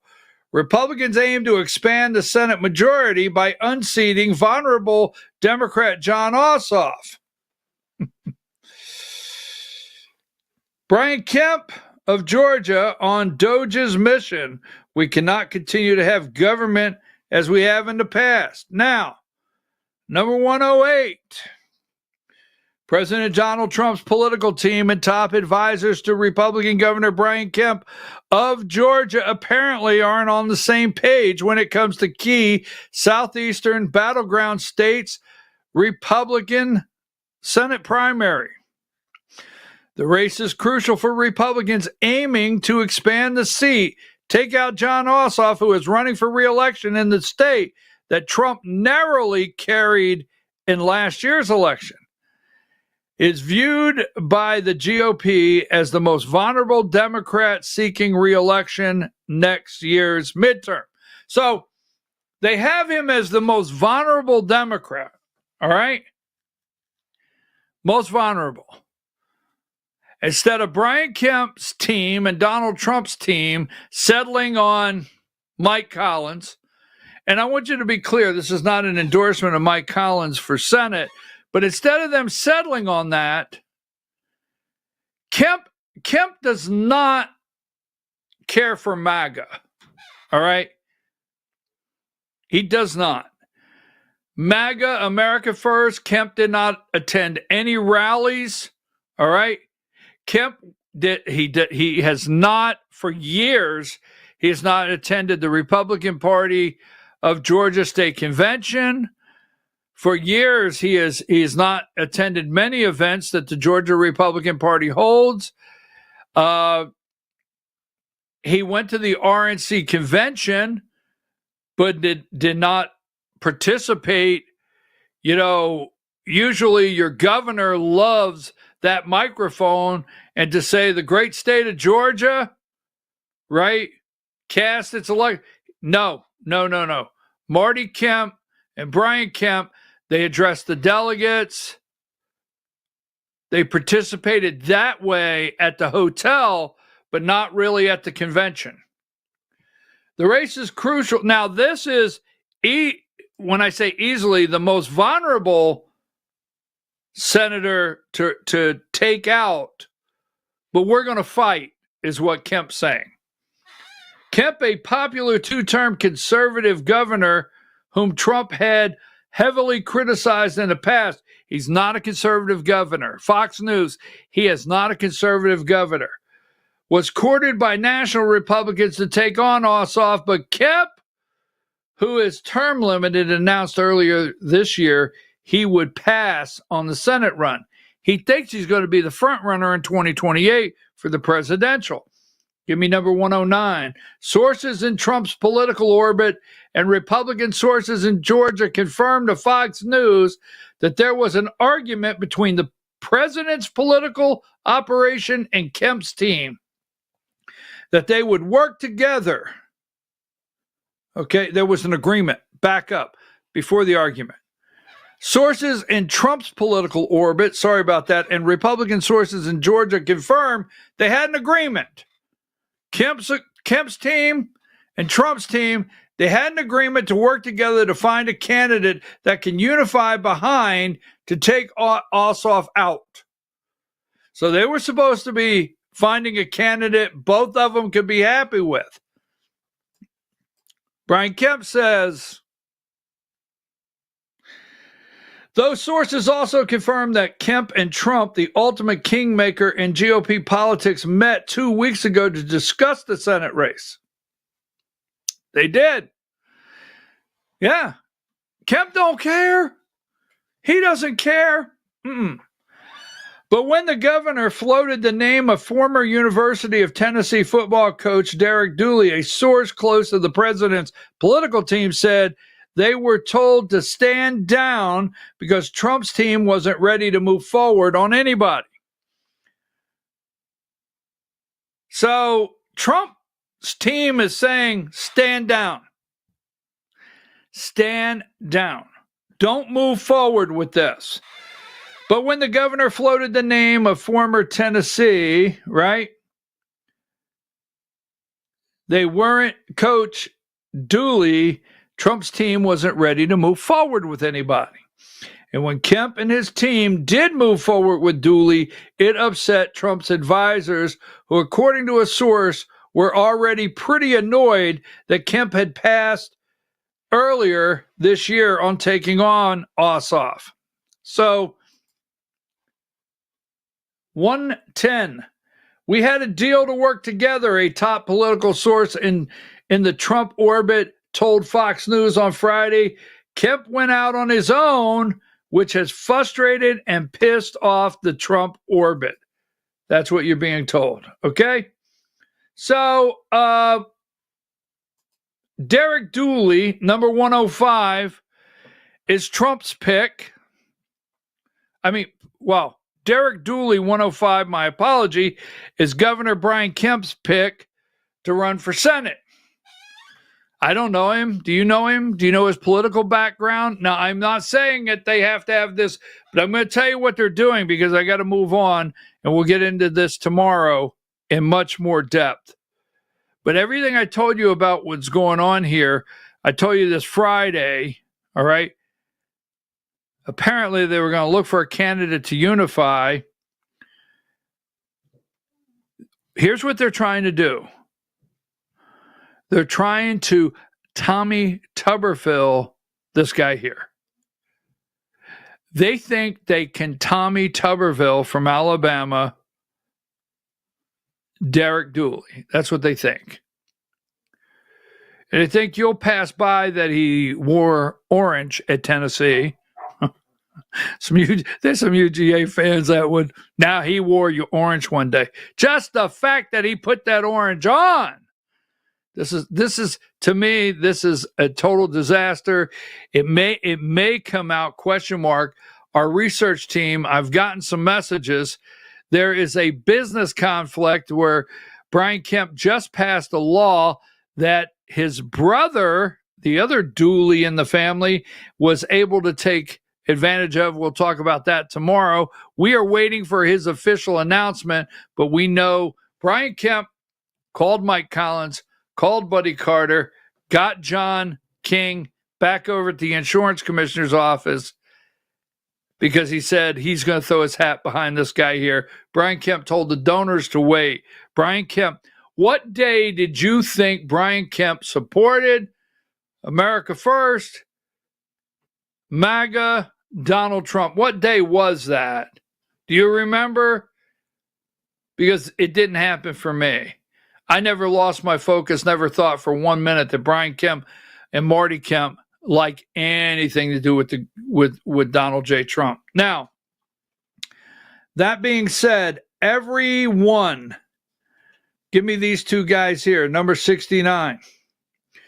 These are two candidates at this time. Now, there has been no other candidates right now that is in the race for governor. These two candidates right here. You got the guy that's a little light on the top. That's Chris Carr. He is the Attorney General of the state of Georgia. And then you have Burt Jones. Burt Jones is the lieutenant governor. They're running for governor. All right. I do not see Brian Kemp supporting either of these guys. A lot of rumor, you're going to see another candidate come out for governor. But here's the thing, is what a lot of people do is they sit on the sideline. They sit on the sideline and they wait to see who gets in the top spot and how much money it's going to take.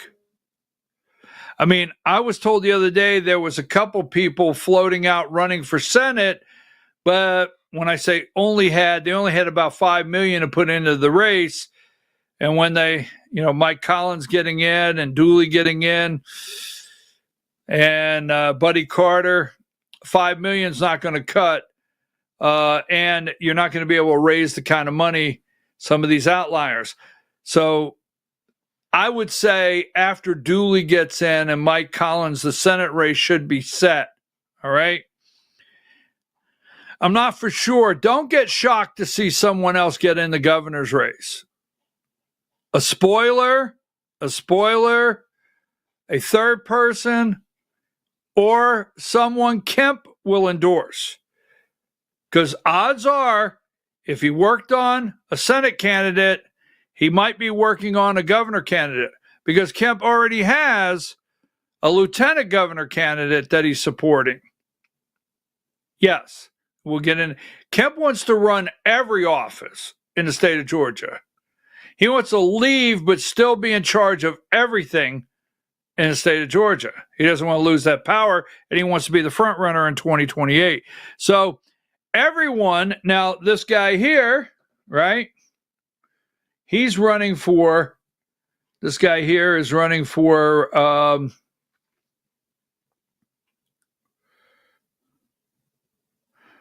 Tim Fleming, number 12. He's running for Secretary of State. Number 12. And he's already got all these endorsements. Number 13. He's got all these endorsements, about 70 endorsements already for Secretary of State. And that's basically Kemp's candidate there. And then I have somebody called me the other day and wants to know my thoughts. And trust me, I have thoughts. Here's number 40, Kelvin King. Kelvin King, number 40, enters Secretary of State race with a shot at his ally. So we're going to have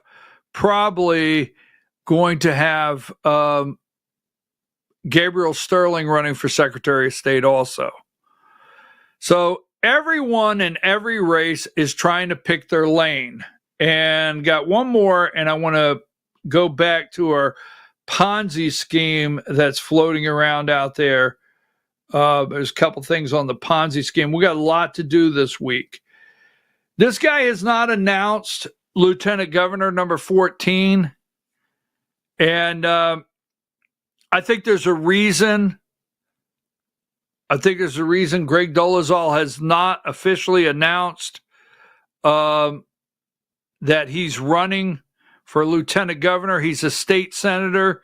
He wants to run for lieutenant governor, but they're doing internal polling right now with this guy. How bad does some of the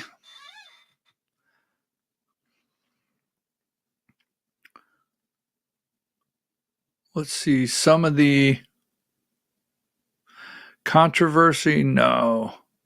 Scandals? No. Well, some of the things that are out there, we'll just put it like that. Are they going to stick on him to the point that he's not going to be able to poll well and overcome some things that he might have to deal with? So we haven't heard from him yet. We'll talk about that a little later. In the week, we've got all week long on Georgia politics. So this guy right here will be announcing this week. I've got it from 3 people. So with Mike Collins running, give me number 42.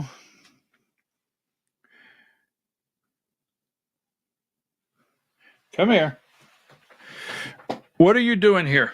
How did you get up here, huh? How did you get up here? Charlie, what? I told you, you cannot be on the show. What are you doing up here? Now say hi and get out. You got to go. Say hi. Say hi. You got to go. Go now, Charlie. Charlie, go. Now go. Sorry about that, folks. That's Charlie. So 3 people have told me state senator, right? He is a representative. I apologize. State representative Houston Gaines will announce. I don't have the date and time yet. He will announce he's running for 10th District Congress. Now, this guy, I think he's got like $1 million already. He's probably got the highest support from Brian Kemp. All right. He will be supported by Brian Kemp over in the Athens area in the 10th District. He'll have plenty of money. Anyone that comes out in the 10th District to run against him is going to have a tough time money-wise, but we do know he won't be the only candidate. We're going to start seeing state Senate, state House this week. Please send it to me. If any of these adjustments and these people announcing now opens the door for your state House, state representative around the state, so we can start focusing on these every day, and also do the research in your area and let me know. So I want to bring this up because we're going to have to close here in a minute. This right here, I have about had it with Brian Kemp attempting to run everything in the state of Georgia. Everything. Now, you can find this article, number 76, all right? You can find this article right here on, what's the name? The Georgia Record. You can find this article right here on the Georgia Record, The Dual Life of Russell K. Paul, Mayor, Lobbyist, and Quiet Power Behind the Metro Atlanta Development. Now, this is Sandy Springs mayor race. This is very detailed. There's charts, there's graphs, everything about this guy in Sandy Springs. And I'm about tired of Brian Kemp thinking he runs the state. This is the mayor's race, all right? And here's number 77. You can find this on the Georgia Record. The Georgia Record, the guy running for mayor. Governor Brian Kemp invites you to a fundraiser for Sandy Springs Mayor Rusty Paul. Join us at Lionsgate Estate for an evening of select cocktails, drink, music. Let's see, hors d'oeuvres. Surrounded by distinguished guests, hors d'oeuvres, distinguished. That won't be me, right? Let's protect Sandy Springs. Brian Kemp tries to run the Sandy Springs mayor's race. You name it. I am tired of this. But you go back one. Do you have one to go back? Is it 76? You can go get this out to your friends in that area. This is a lobbyist. The lobbyist and power behind this guy in Sandy Springs. You have a really good alternative candidate here. Now, have we forgotten that number 6 about the Ponzi scheme? No, we have not. And the reason I say that is the family right here, Brant Frost V and Brant Frost IV. The 4th is the plaid jacket. The dad, the 5th, remember, all right? Brant Frost V, there's 140 million Ponzi scheme here. And Brant Frost V went and opened number 61. That's the guy in the blazer there.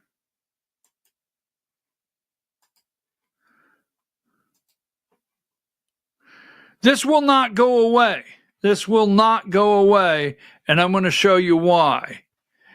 Now, we showed you this the other day. Regulators subpoena Frost's son after new lending firm emerges.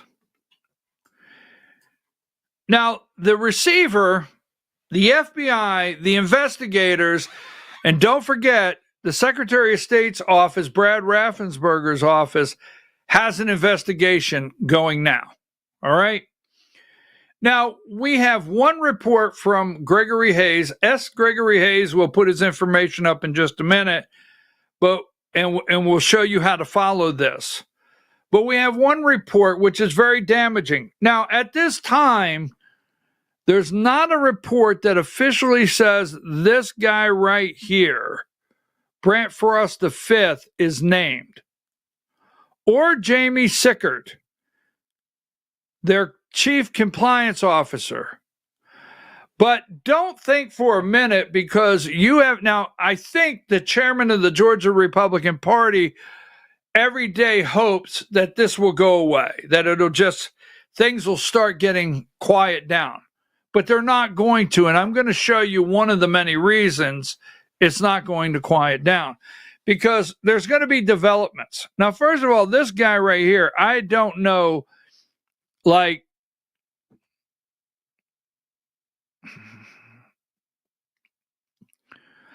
you remember when they sent the guy out for when he sent Igor out for the brain and he came back and it was marked Abby normal? Remember? He got Abby's brain. It was marked Abby normal. I don't know if this boy was dealing on the Abby normal. This is the albino rhino when he did this. Because this is about as dumb. I mean, this is really... State regulators have subpoenaed Brant Frost V, the son of the founder of the First Liberty Building and Loan, after he launched a new lending firm.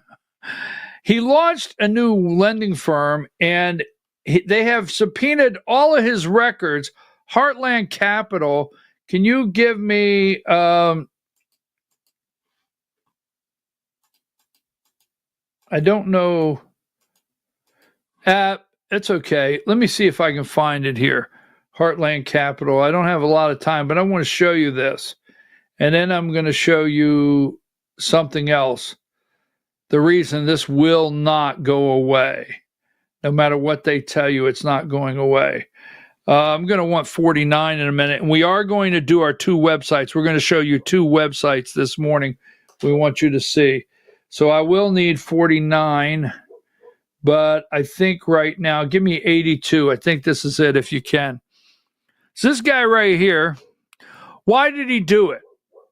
Because I'm going to say this, right?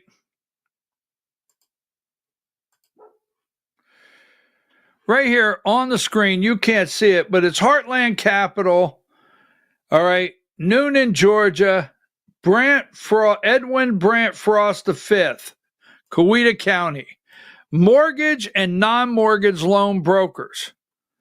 So what First Liberty Building and Loan was doing is they were making loans to people over on this side for an enormous interest rate. You can't go to the bank, but you want to build something or start something. So they're loaning you the money at 18, 21, 22% over here. They're loaning it, and you're having to make mortgage payments over here if you're over here. Then over here, they're out there manipulating people to give them money to fund these loans, right? Long story short, the people over here with mortgages still have to make payments. Now, I'm going to say this, and I'm not aware of this happening or even saying, let me just put it like this with a question mark. Were some of the mortgage payments that are still outstanding, would were they going to accidentally find their way to this account? I don't know. I really don't. But this is about, on a list of 1 to 10, 10 being the dumbest, this is about the dumbest damn thing I've ever seen anybody do. Now, when I say this is not going away, I'm going to show you why it's not going away. Democrats are going to unveil, first of all, yes, Democrats are going to unveil things on this. This will be a campaign issue because this is tied to the Georgia Republican Party. Josh McCoon can't get away from it. All right, Travis Bowden can't get away from it. Candace Taylor can't get away from it. This is the chickens coming home to roost. Simple. You've always been wondering where them damn chickens are? Well, they coming home now, baby. And this is where they're at. Now, give me number 91.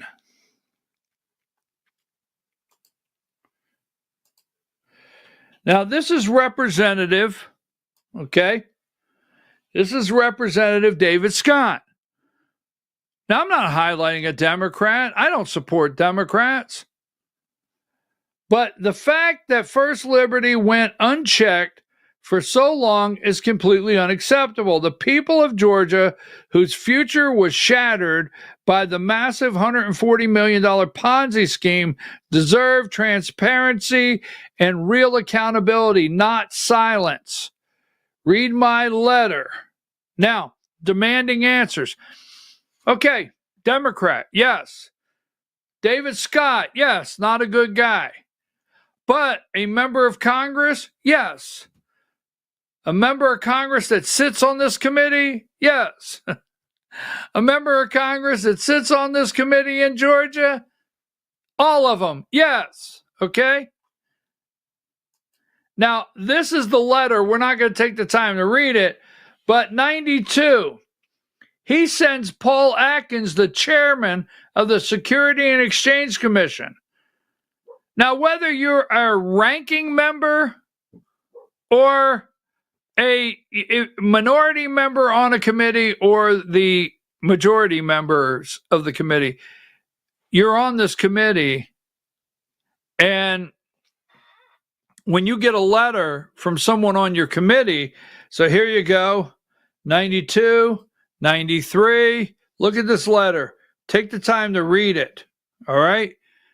93, 94. These are questions he wants answered.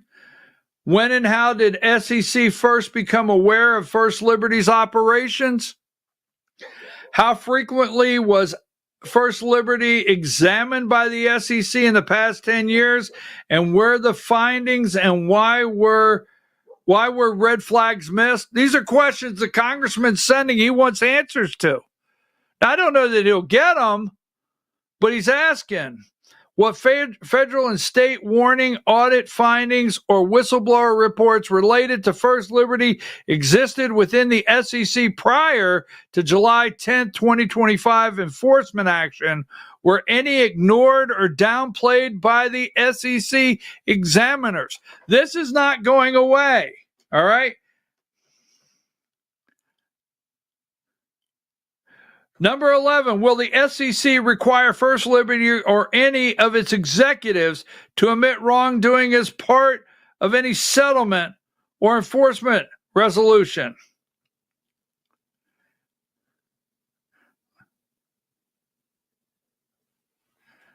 Let's see. Number 95.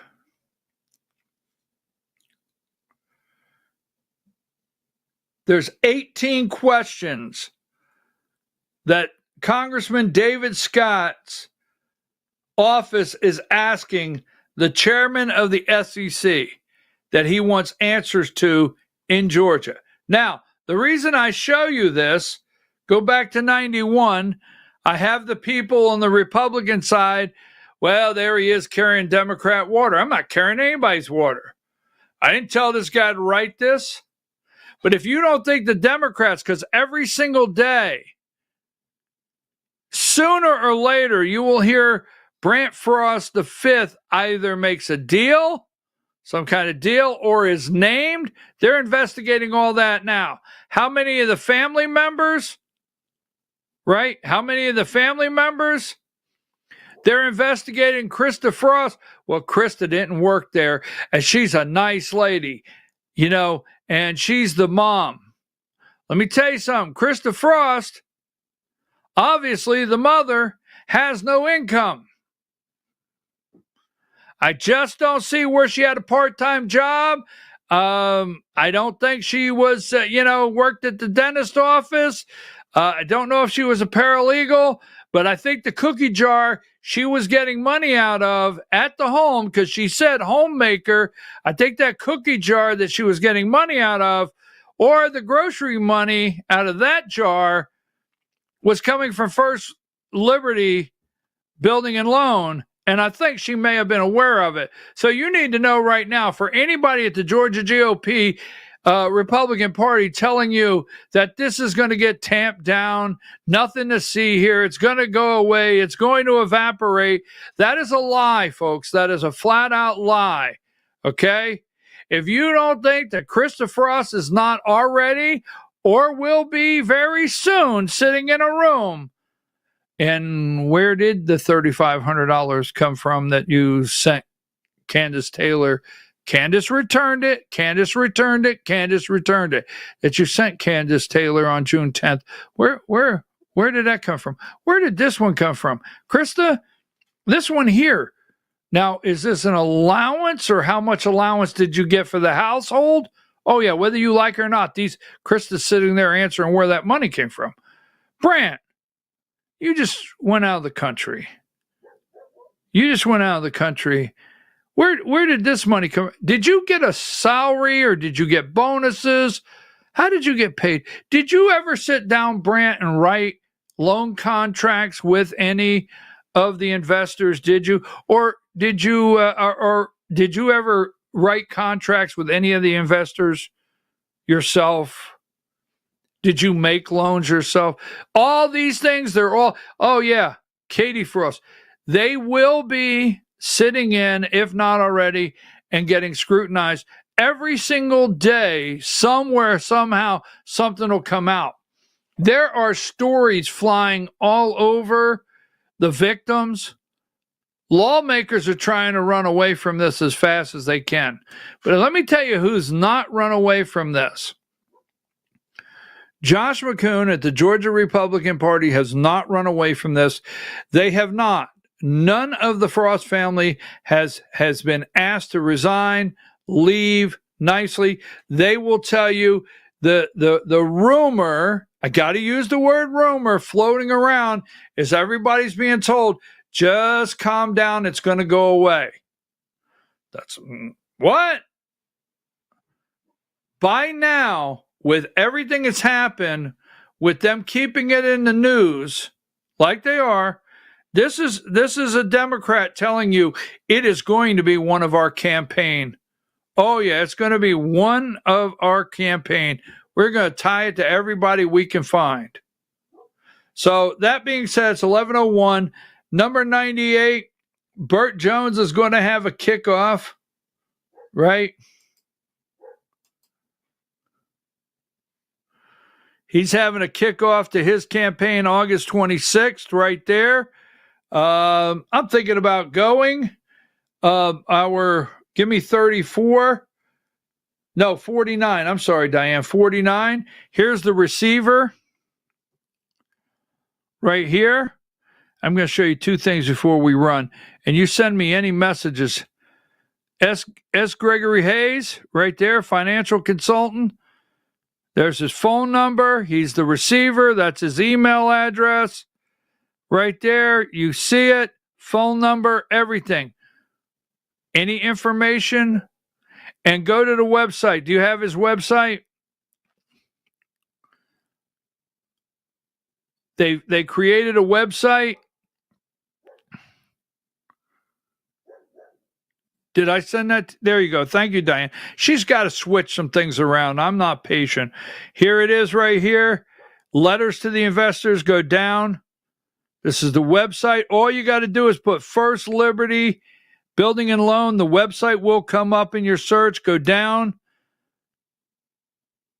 And as you can see, there's the dates, the court, the receiver. Go on down. And there's one status report. If you're wanting to read that first status report, it's right there. You can read the status report, the key documents. This is how you can keep up with this case all along. This website's been built.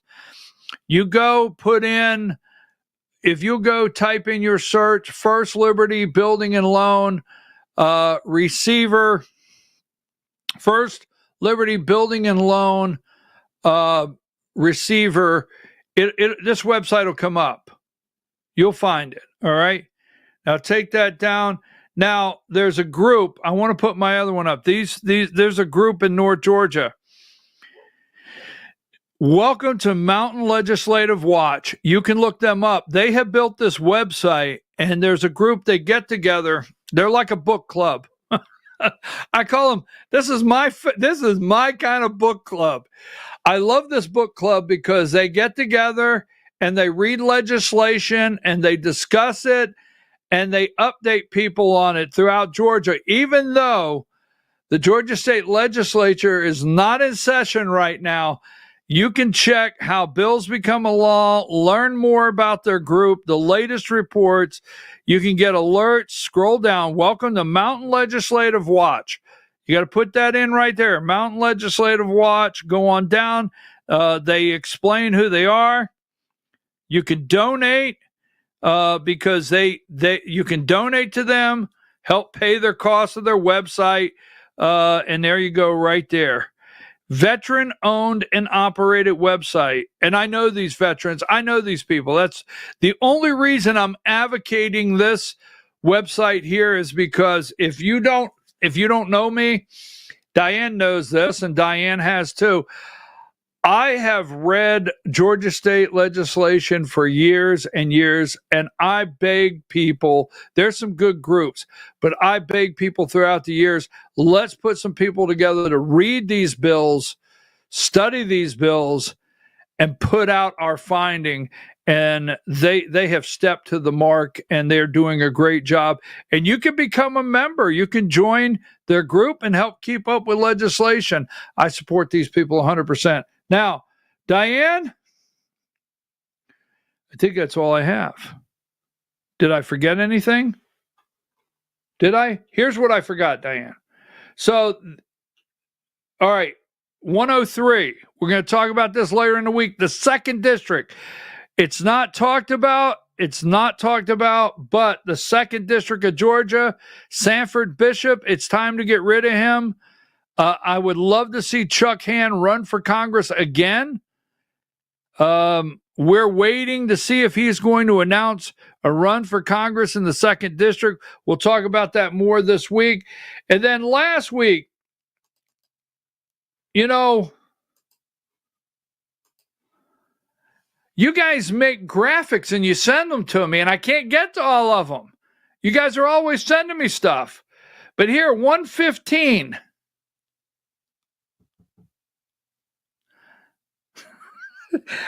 I cannot do this without laughing. That's V, the 5, right? You can't miss it. If you're new to the show, we'll bring you up. There's always money in the banana stand. I started Heartland Capital. V is Brant Frost the 5th, right? I started Heartland Capital because I burned the banana stand. Just saying, there's always money in the banana stand. I'll see you tomorrow morning. Get in touch with me. What's going on? We got a long week of politics. See you tomorrow, 8 a.m. Diane, thank you for everything. Take a break, and then get you back to work. We all got to get back to work.